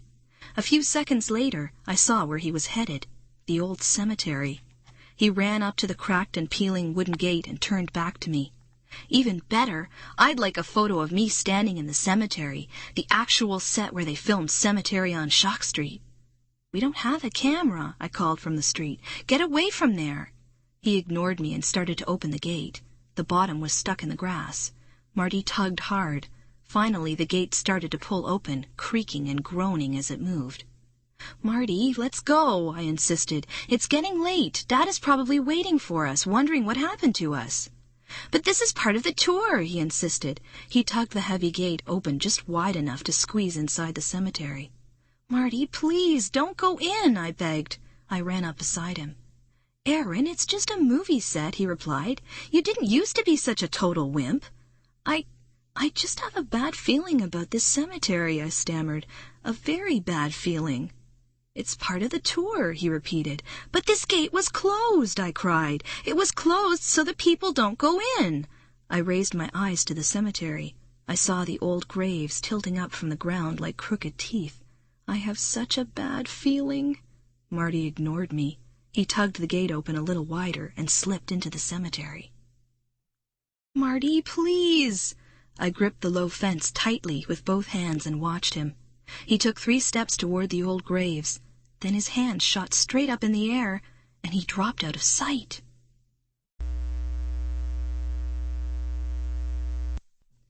Chapter 15. I stared into the darkness, blinking hard. I swallowed. Once, twice. I couldn't believe that he was gone, that he had vanished so quickly. The wind moaned between the jagged, tilting gravestones. "Marty?" My voice came out in a choked whisper. "Marty?" I gripped the picket fence so hard my hands ached. I knew I had no choice. I had to go in there and see what had happened to him. I took a deep breath and pushed myself through the opening. The ground was soft. My sneakers sank into the tall grass. I took 1 step, then another. I stopped when I heard Marty's voice. "Hey, be careful!" "Huh?" I gazed around. "Where are you?" "Down here." I peered down into a deep, dark hole. An open grave. Marty stared up at me. He had dirt on his cheeks and down the front of his t-shirt. He raised both hands. "Help me out, I fell." I had to laugh. He looked ridiculous, standing in that hole covered in dirt. "It's not funny. Help me out," he repeated impatiently. "I warned you," I said. "I had a bad feeling." "It smells down here," Marty complained. I leaned down. "What does it smell like?" "Like dirt. Get me out." Okay. I grabbed his hands and tugged.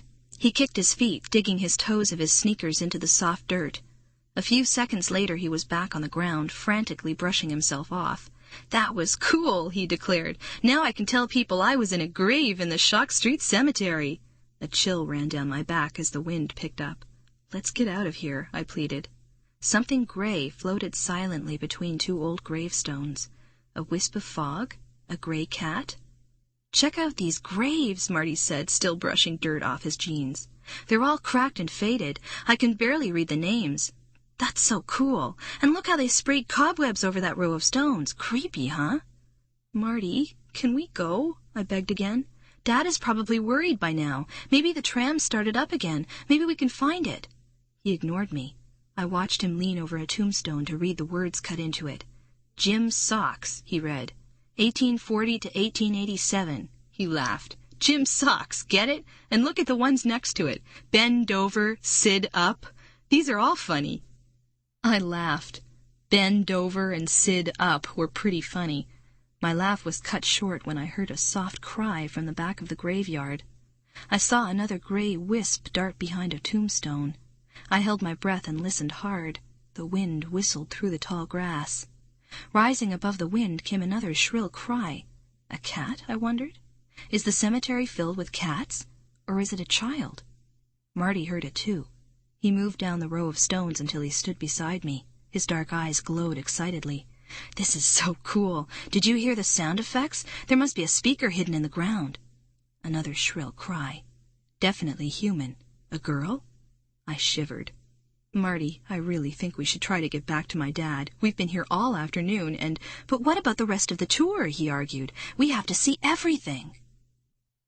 I heard another cry, louder, closer, a cry of terror. I tried to ignore it.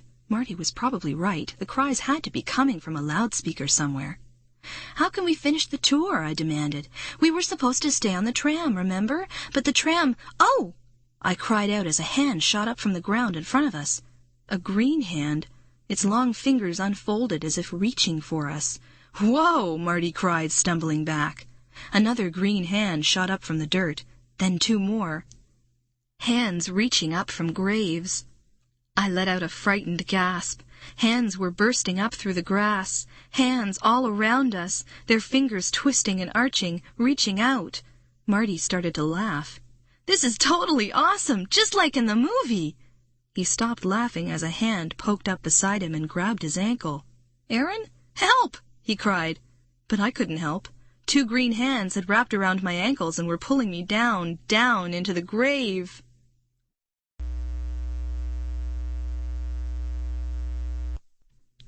Chapter 16. "Come down," a soft voice moaned. "Come down with us." "No!" I shrieked. My arms thrashed the air. I tried to kick, but the hands gripped me so tightly, so firmly. My whole body frantically jerked and tilted back and forth as I struggled not to fall. If I fell, I knew they would grab my hands, too, and pull me face down into the earth. Come down with us." This isn't a joke, I thought. These hands are real. They are really trying to pull me underground. "Help! Oh, help!" I heard Marty's cry. Then I saw him fall. He toppled to the grass onto his knees. Two hands gripped his ankles. Two more green hands poked up from the dirt to grab his wrists. Come down with us," the sad voice moaned. "No!" I shrieked, tugging wildly, desperately. To my surprise, I pulled free. One foot sank into the soft grass. I glanced down. My sneaker had slid off. The hand still gripped the sneaker, but my foot was free. With a happy cry, I bent down, pulled off the other sneaker. I was free now, free! Breathing hard, I bent and quickly pulled off my socks. I knew it would be easier to run barefoot. I tossed the socks away. Then I hurried over to Marty. He was flat on his stomach. 6 hands held him down, tugging at him, tugging hard. His whole body twisted and shook. He raised his head when he saw me. "Erin, help me!" he gasped. I dropped to my knees, reached for his sneakers, tugged them off. The green hands gripped the sneakers tightly. Marty kicked his feet free and tried to climb to his knees. I grabbed a green hand and pulled it off his wrist. The hand slapped at me, a cold, hard slap that made my hand ring with pain. Ignoring it, I grabbed for another green hand. Marty rolled over, rolled free, jumped to his feet, gasping, trembling, his mouth hanging open, his dark eyes bulging. "Your socks!" I cried breathlessly. "Pull them off! Hurry!" He clumsily tore them off his feet. The hands grabbed wildly for us, dozens of hands stretching up from the dirt, hundreds of hands reaching up for us from the tall graveyard grass. Come down with us," the voice moaned. Come down, a dozen other soft voices called from beneath the ground. Marty and I froze. The soft, sad voices seemed to hypnotize me. My legs suddenly felt as if they were made of stone. Come down. And then I saw a green head pop up from the dirt, and then another.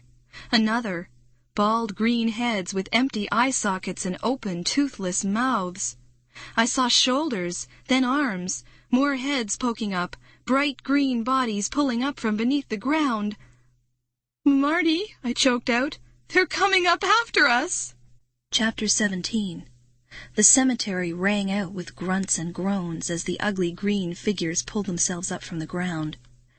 I took one last glance at their tattered, shredded clothing, at their blackened eye sockets, their toothless, grinning mouths, and then I started to run. Marty and I both ran without saying a word. Side by side we darted across the tall grass between the rows of crooked tombstones. My heart thudded in my chest, my head throbbed, my bare feet sank into the cold dirt, slipped on the tall, damp grass. Marty reached the wooden gate first. He was running so hard he banged into the fence. He let out a cry, then slipped through the gate onto Shock Street. I could hear moans and groans and eerie calls of the disgusting green people behind me, but I didn't look back. I dove for the gate, squeezed through, then I shoved it shut behind me. Running into the street, I stopped to catch my breath. I bent over and pressed my hands against my knees. My side ached. I sucked in breath after breath. "Don't stop," Marty cried frantically. "Erin, keep going." I took a deep breath and followed him down the street. Our bare feet slapped the pavement. I could still hear the moans and calls behind us, but I was too scared to glance back. "Marty, where is everybody?" I called breathlessly. Shock Street was empty, the houses and shops all dark. Shouldn't there be people around, I wondered? This is a big movie studio. Where are the people who work for Shocker Studios? Where are the people who work on the studio tour? Why isn't anyone around to help us? "Something is wrong," Marty choked out, running at full speed. We passed the Horror Hardware store and Shock City Electronics. "The robots are out of control or something." At last, Marty agreed with me. He finally agreed that something was terribly wrong. "We've got to find your dad," Marty said, running across the street to the next block of dark houses. "We've got to tell him there's a problem." "We have to find the tram," I called, struggling to keep up with him. "Ow!" My bare foot came down on something hard, a rock or something. Pain shot up my leg, but I hobbled on. "If we can get back on the tram, it will take us back to Dad," I called. "There has to be a way out of Shock Street," Marty said. "It's only a movie set." We ran past a tall mansion with 2 turrets. It looked like an evil castle. I didn't remember it from any of the Shocker movies. Beyond the mansion stretched a big, empty dirt lot. At the back of the lot stood a low brick wall, just a foot or 2 taller than Marty and me. "Cut through here," I told Marty. "If we can climb up on that wall, we can probably see the studio road." I was just guessing, but it was worth a try. We both turned into the empty lot. My bare feet thudded over the soft dirt. The dirt felt cold and wet. As we crossed the field, our feet tossed up big clumps of mud. I pumped my legs harder as the mud grew softer. My bare feet were sinking into it. As I ran, the cold mud rose up over my ankles. Marty and I were nearly to the brick wall when we ran into the sinkhole. "Yeah!" We both uttered hoarse cries as the ground gave way beneath us. The mud made a sick sploosh as we sank. I tossed up both hands, tried to grab onto something, but there was nothing to grab. The mud oozed around me, over my ankles, my legs, up over my knees. "It's sucking me down," I thought. I tried to cry out again, but panic choked my throat. I glimpsed Marty beside me. His arms were waving wildly. His whole body twisted and squirmed as he sank. The mud was up over his waist, and he was still sinking fast. I kicked hard, tried to raise my knees, but I was trapped. Trapped and dropping down, down into the dark, wet ooze. My mud-covered arms slapped against the surface. I couldn't stop myself. The mud bubbled up over my neck, and I was sinking fast.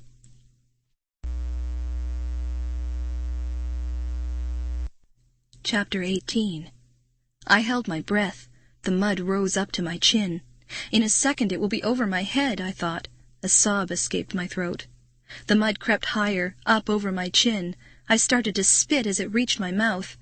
And then I felt something grab my arm. Strong hands slipped under my arms. I felt the hands slide in the mud. They gripped me harder. I felt myself being tugged up, tugged by someone very strong. The mud made a loud plop as I rose up. I felt the mud roll down my chest, my legs, my knees. And then I was standing on the surface, still held by the two powerful hands. "Marty," I called, tasting the sour mud on my lips. "Are you—" "I'm up," I heard his hoarse reply. "Erin, I'm okay." The strong hands finally let go. My legs trembled. I wobbled, but remained standing. I turned to see who had rescued me, and stared into the glowing red eyes of a wolf. A human with the face of a wolf. Clawed hands covered in black fur. A long brown snout curved in an open, toothy grin. Sharp pointed ears above a thick tuft of black wolf fur. A female. She wore a silvery catsuit, sleek and tight-fitting. As I stared in shock, she opened her mouth in a throaty growl. I recognized her at once. Wolf Girl. I turned to see her companion, Wolf Boy. He had pulled Marty out of the mud hole. Marty's whole body was caked in mud. He tried to wipe his face, but only managed to smear more mud over his cheeks. "You saved us! Thank you!" I cried, finally finding my voice. The two werewolves uttered low growls in reply. We lost the tram," I explained to Wolf Girl. "We need to get back, you know, back to where the ride began." She let out a sharp growl. Then she snapped her toothy jaw hard. "Please," I begged, "can you help us get back to the tram? Or can you take us to the main building? My dad is waiting for me there." Wolf Girl's red eyes flashed. She growled again. "We know you're just actors," Marty blurted out shrilly, "but we don't want to be scared anymore. We've had enough scares for today, okay?" The two werewolves growled. A long white string of saliva drooled over Wolf Boy's black lips. Something inside me snapped. I totally lost it. "Stop it!" I screamed. "Just stop it! Marty's right! We don't want to be scared now, so stop the werewolf act and help us!" The werewolves growled again.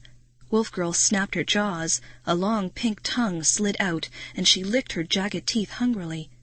"That's enough!" I shrieked. "Stop the act! Stop it! Stop it!" I was so angry, so furious. I reached up with both hands. I grabbed the fur on the sides of Wolf Girl's mask, and I tugged the mask with all my strength. Tugged with both hands as hard as I could, and felt real fur and warm skin. It wasn't a mask.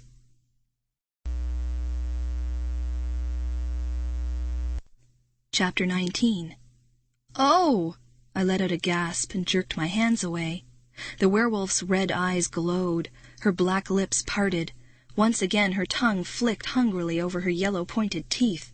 My whole body trembled as I backed up against the brick wall. "Marty," I stammered, "it's not an act." "Huh?"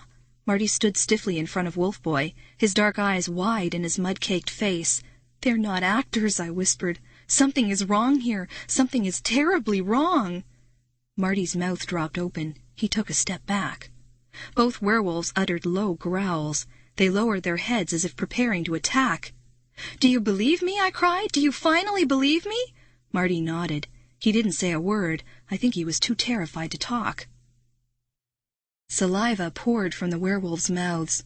Their eyes glowed like fire in the darkness. Their furry chests began to heave in and out. Their breaths came loud and hoarse. I jumped back against the wall as both werewolves raised their heads and let out long, frightening howls. What were they going to do to us? I grabbed Marty and tugged him to the wall. "Up!" I cried. "Get up! Maybe they can't reach us up there." Marty leapt high, stretching up his arms. His hands slapped the top of the wall, then slid back down. He tried again. He bent his knees, jumped, grabbed for the top of the wall, slipped back down. "I can't," he wailed. "It's too high." "We've got to," I shrieked.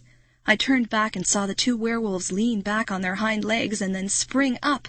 They were snarling and growling now, thick gobs of saliva running over their snapping teeth. "Up!" I cried. As Marty leapt for the wall again, I reached down and grabbed his muddy foot. "Up!" I gave him a hard boost. His hands thrashed the air, caught the top of the brick wall, held on. His bare feet kicked the air, but he held on and tugged himself up. On his knees, on top of the wall, he turned and grabbed my hands. He pulled and I jumped. I struggled to scramble up beside him, but I couldn't get my knees up, couldn't get them onto the wall. My bare feet thrashed wildly, my knees scraped against the wall as Marty tugged. "I can't do it, I can't," I gasped. The werewolves howled again. "Keep trying," Marty choked out. He tugged my arms, tugged with all his strength. I was still struggling as the two werewolves leapt.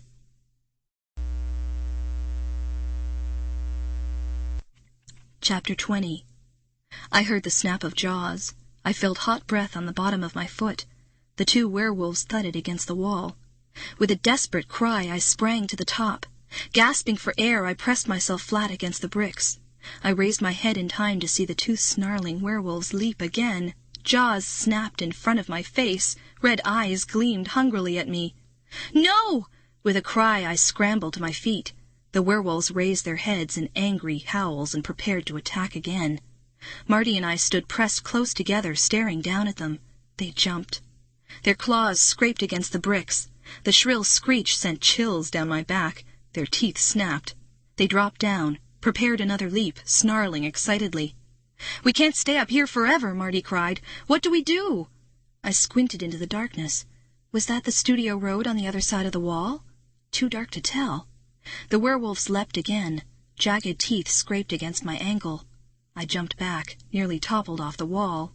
Marty and I bumped into each other, our eyes on the two growling creatures preparing another leap. The gun! The plastic stun gun! Mine had fallen from my hand. It was probably buried in that mud hole. But my eyes fell on Marty's gun. Its handle poked out from his jeans pocket. Without saying a word, I grabbed the handle and tugged the plastic pistol from Marty's jeans. "Hey!" he cried.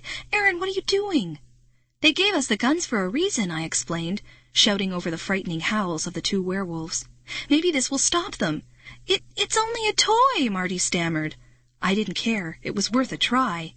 Maybe it would frighten them. Maybe it would hurt them. Maybe it would chase them away. I raised the plastic gun, aimed it as the two werewolves made another leap of attack. 1, 2, 3, fire! I squeezed the trigger. Again, again, again.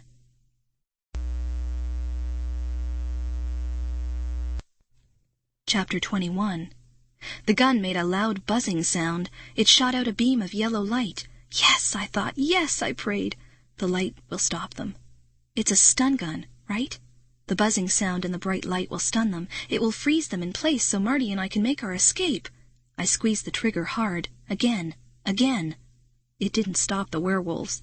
It didn't even seem to surprise them. They leapt higher. I felt sharp claws scrape my leg. I cried out in pain, and the plastic gun flew out of my hand. It clattered against the top of the wall, then slid to the ground. Just a toy. Marty was right. It wasn't a real weapon. It was just a stupid toy.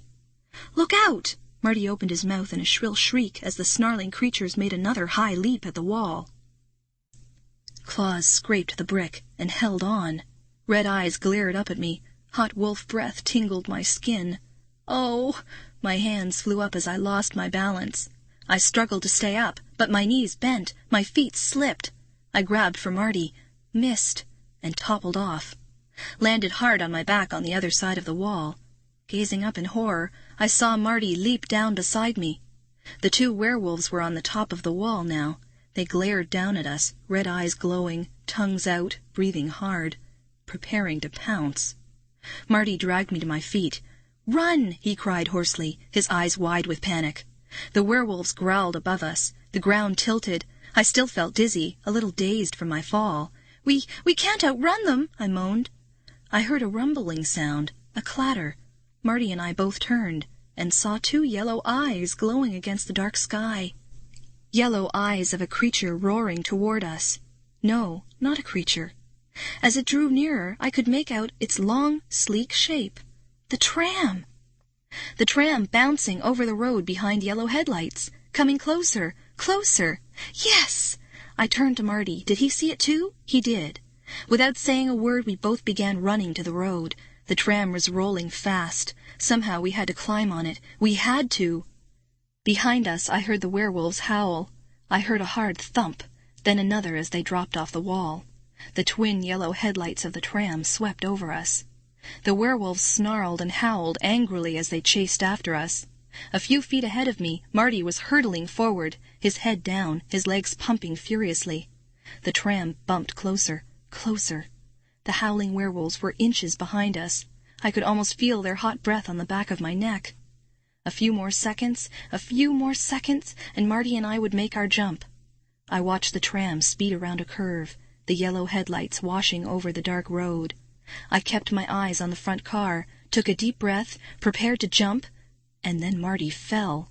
I saw his hands shoot out, saw his mouth open wide in surprise, in horror. He stumbled over his own bare feet and dropped to the ground, landing hard on his stomach. I couldn't stop in time. I ran right into him, stumbled over him, fell heavily on top of him, and watched the tram speed past us.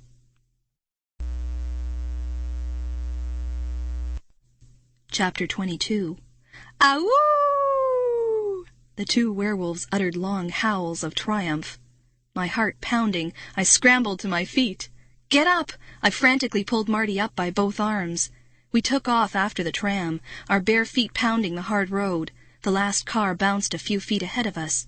I reached it first, shot out my right hand, grabbed the back of the car. With a desperate leap, I hoisted myself up and into the last seat. Struggling to catch my breath, I turned back to find Marty running behind the tram. His hands reached for the back of the tram car. I can't make it, he gasped. Run! You've got to! I screamed. Behind him, I could see the werewolves scampering close, behind.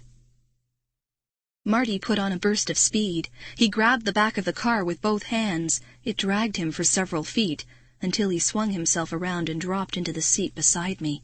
Yes, I thought happily, we made it. We got away from those howling werewolves. Or did we? Would they jump into the tram after us? I spun around, my whole body trembling, and I watched the werewolves fade into the distance. They ran for a while, then gave up. They both stood in the road, hunched over in defeat, watching us escape. Escape. What a wonderful word. Marty and I grinned at each other. I slapped him a high five. We were both breathing hard, covered in mud. My legs ached from running. My bare feet throbbed. My heart still thudded from the frightening chase. But we had escaped. And now we were safe in the tram, on our way back to the starting platform, back to my dad. We've got to tell your dad that this place is messed up, Marty said breathlessly. Something is horribly wrong here, I agreed. Those werewolves, they weren't kidding around, Marty continued. They were real, Erin. They weren't actors. I nodded. I felt so glad that Marty finally agreed with me. And he wasn't pretending to be brave anymore. He wasn't pretending that it was all robots and special effects. We both knew that we had faced real dangers, real monsters. Something was terribly wrong at Shocker Studios. Dad had told us he wanted a full report. Well, he was going to get one. I settled back in the seat, trying to calm down. But I shot straight up again when I realized we weren't alone. Marty, look! I pointed to the front of the tram. We aren't the only passengers.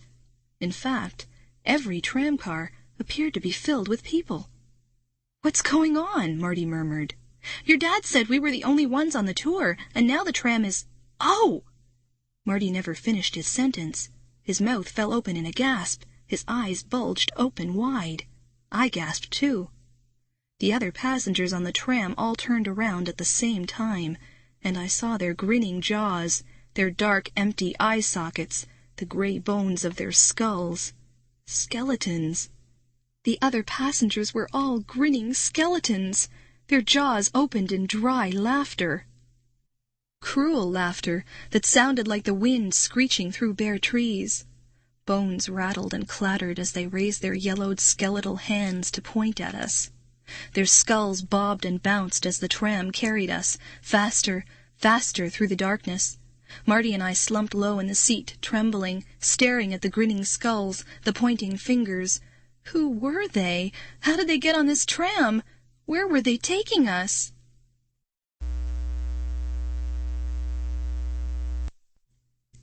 Chapter 23. The skeletons laughed their wheezing laugh. Their bones clanked and rattled. Their yellowed skulls bounced loosely on their clattering shoulder bones. The tram picked up speed. We were flying through the darkness. I forced myself to turn away from the grinning skulls and peered out. Beyond the trees, I could see the low buildings of the movie studio. As I stared, they grew smaller, faded into the blackness of the night.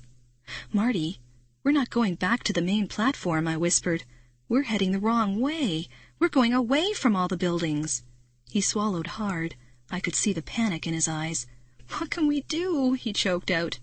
"We've got to get off," I replied. "We've got to jump." Marty had slumped all the way down in the seat, as low as he could get. I think he was trying to hide from the skeletons. Now he raised his head and peeked over the side of the tram. "Erin, we can't jump," he cried. "We're going too fast." He was right. We were rocketing along the road, and the tram kept picking up speed. The trees and shrubs whirred past in a dark blur. And then as we squealed into a sharp curve, a tall building seemed to jump into our path. A castle, bathed in swirling spotlights, all gray and silver. Twin towers reached up to the sky. A solid stone wall rose up from the road. The road. It curved straight into the castle wall. The road ended at the wall, and we were roaring down the road, still picking up speed, roaring toward the castle. The skeletons rattled and clattered and laughed their dry, screeching laugh. They bounced in their seats, bones cracking, jumping in excitement as we zoomed at the castle. Closer, closer, right up to it now, up to the solid stone wall, about to smash right into it.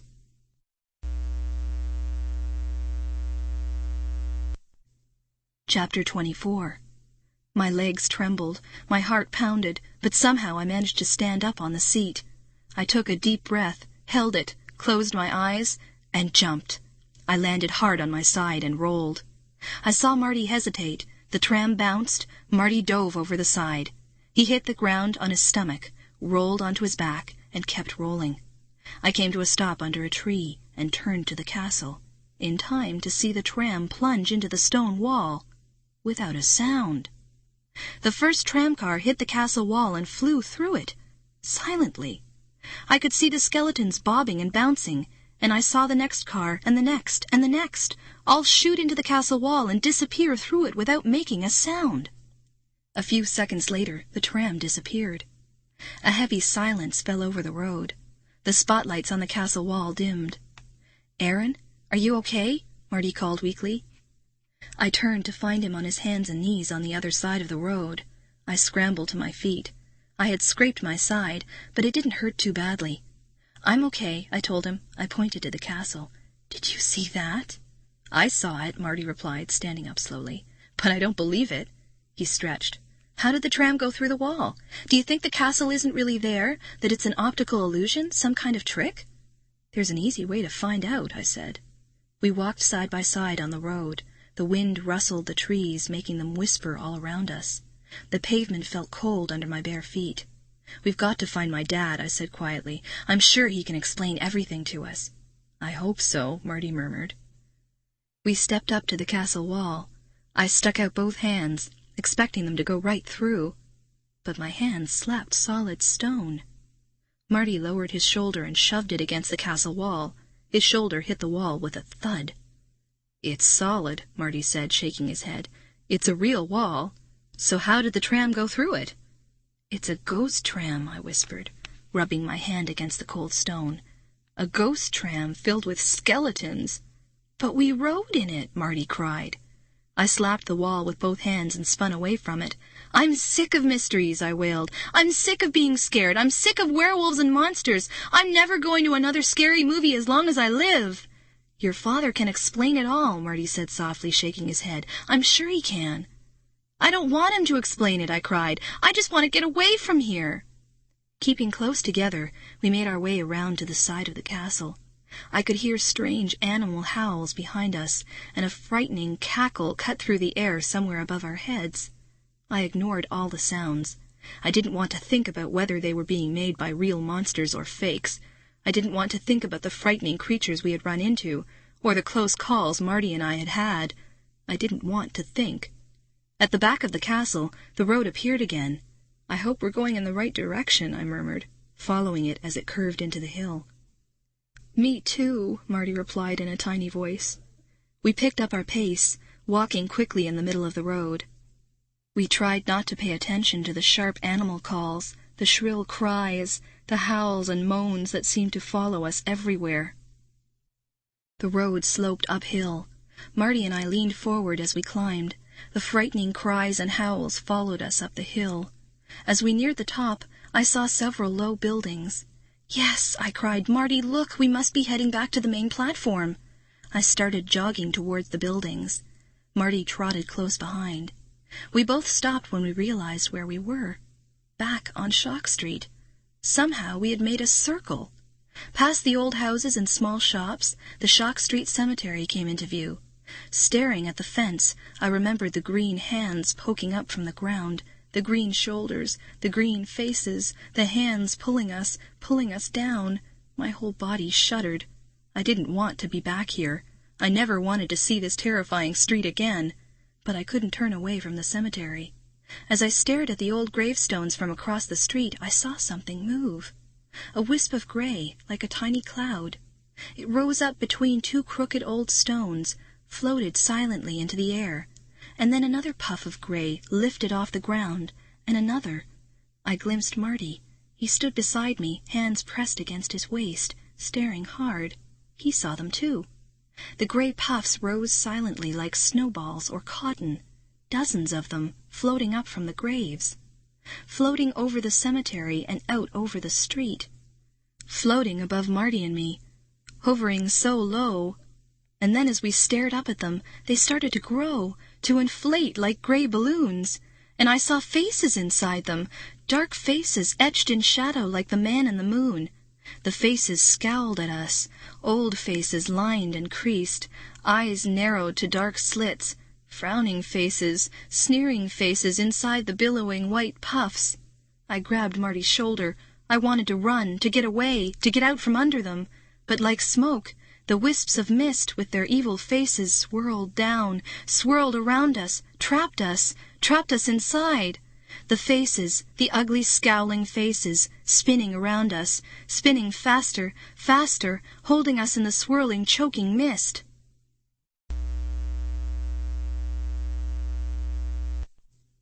Chapter 25. I pressed my hands over my eyes, trying to shut them out. I froze in total panic. I couldn't think. I couldn't breathe. I could hear the shrill rush of wind as the ghostly clouds swirled around us. And then I heard a man's voice, shouting over the wind. "Cut! Print that one! Good scene, everyone!" I lowered my hands slowly and opened my eyes. I let out my breath in a long whoosh. A man came striding up to Marty and me. He wore jeans and a gray sweatshirt under a brown leather jacket. He had a blue and white Dodgers cap sideways on his head. A blonde ponytail tumbled out from under it. He carried a clipboard in one hand. He had a silver whistle around his neck. He smiled at Marty and me and flashed us a thumbs up. "Hey, what's up, guys? I'm Russ Denver. Good job. You looked really scared." "Huh?" I cried, my mouth dropping open. "We were really scared." "I'm so glad to see a real live human," Marty cried. "This tour, it's totally messed up," I shrieked. "The creatures, they're alive. They tried to hurt us. They really did. It wasn't any fun. It wasn't like a ride." The words spilled out of me in a rush. "It was really gross. The werewolves snapped at us and chased us up a wall," Marty exclaimed. The two of us started talking at once, telling this guy Denver all of the frightening things that had happened to us on the tour. "Whoa, whoa!" A smile crossed his handsome face. He raised his clipboard as if to shield himself from us. "It's all special effects, guys. Didn't they explain to you that we're making a movie here? That we were filming your reactions?" "No one explained that, Mr. Denver," I replied angrily. My dad brought us here, he designed the studio tour, and he told us we were the first to try it out, but he didn't tell us about any movie being filmed. I really think—" I felt Marty's hand on my shoulder. I knew Marty was trying to calm me down, but I didn't want to be calmed down. I was really angry. Mr. Denver turned back to a group of crew members behind him in the street. "Take 30, guys. Let's break for dinner." They moved away, talking among themselves. Mr. Denver turned back to us. "Your father should have explained to you." "It's okay, really," Marty interrupted. "We just got a little scared. All of the creatures seem so real, and we didn't see any other people anywhere. You're the first real person we've seen all afternoon." "My dad must be really worried," I told the movie director. "He said he'd be waiting for us on the main platform. Can you tell us how to get there?" "No problem," Mr. Denver replied. "See that big house there with the open door?" He pointed with his clipboard. Marty and I stared at the house across the street. A narrow path led up to the house. A pale yellow light shone inside the open front door. "That's Shockrow's House of Shocks," the director explained. "Go right in that door and straight through the house." "But won't we get shocked in there?" Marty demanded. "In the movie, anyone who goes into Shockrow's house gets jolted with 20 million volts of electricity." "That's just in the movie," Mr. Denver replied. "The house is just a set. It's perfectly safe. Go through the house, then out the back, and you will see the main building on the other side of the street. You can't miss it." "Thank you," Marty and I called out at once. Marty turned and started running full speed toward the house. I turned back to Mr. Denver. "I'm sorry for yelling before," I told him. "I was just so scared, and I thought—" I gasped. Mr. Denver had turned away, and I saw the long power cord that was plugged into his back. He wasn't a real human. He wasn't a movie director. He was some kind of robot. He was fake like all the others. He was lying to us. Lying. I turned and cupped my hands around my mouth. I started to run, frantically calling after Marty. "Don't go in there, Marty! Stop! Don't go in that house!" Too late. Marty was already running through the door.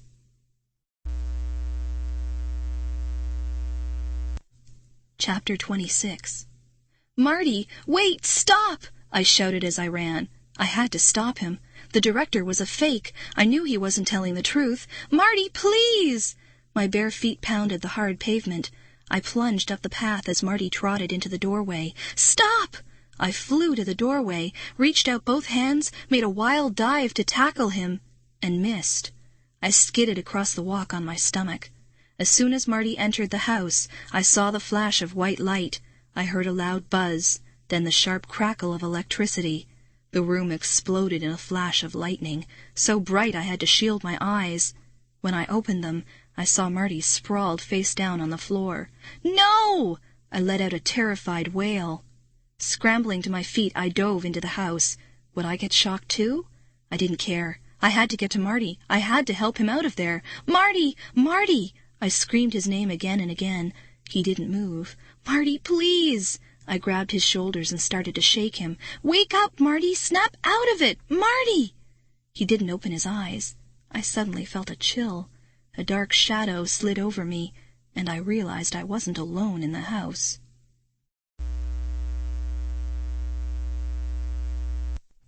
Chapter 27. I spun around with a gasp. Was it Shockrow? Some other scary creature? A tall figure leaned over me. I squinted into the darkness, struggling to see his face. "Dad!" I cried as he came into focus. "Dad! Oh, I'm so glad to see you!" "Erin, what are you doing here?" he asked in a low voice. It's Marty," I stammered. "You've got to help him, Dad. He's been shocked and he... Dad leaned closer. Behind his eyeglasses, his brown eyes were cold, his face set in a troubled frown. "Do something, Dad," I pleaded. "Marty is hurt. He isn't moving. He won't open his eyes. The studio tour was so awful, Dad. Something is wrong. Something is terribly wrong." He didn't reply. He leaned closer, and as his face came into the soft light, I saw that he wasn't my father. "Who are you?" I shrieked. "You're not my dad. Why aren't you helping me? Why aren't you helping Marty? Do something, please. Where's my dad? Where is he? Who are you? Help me. Somebody help me. Help me. Dad."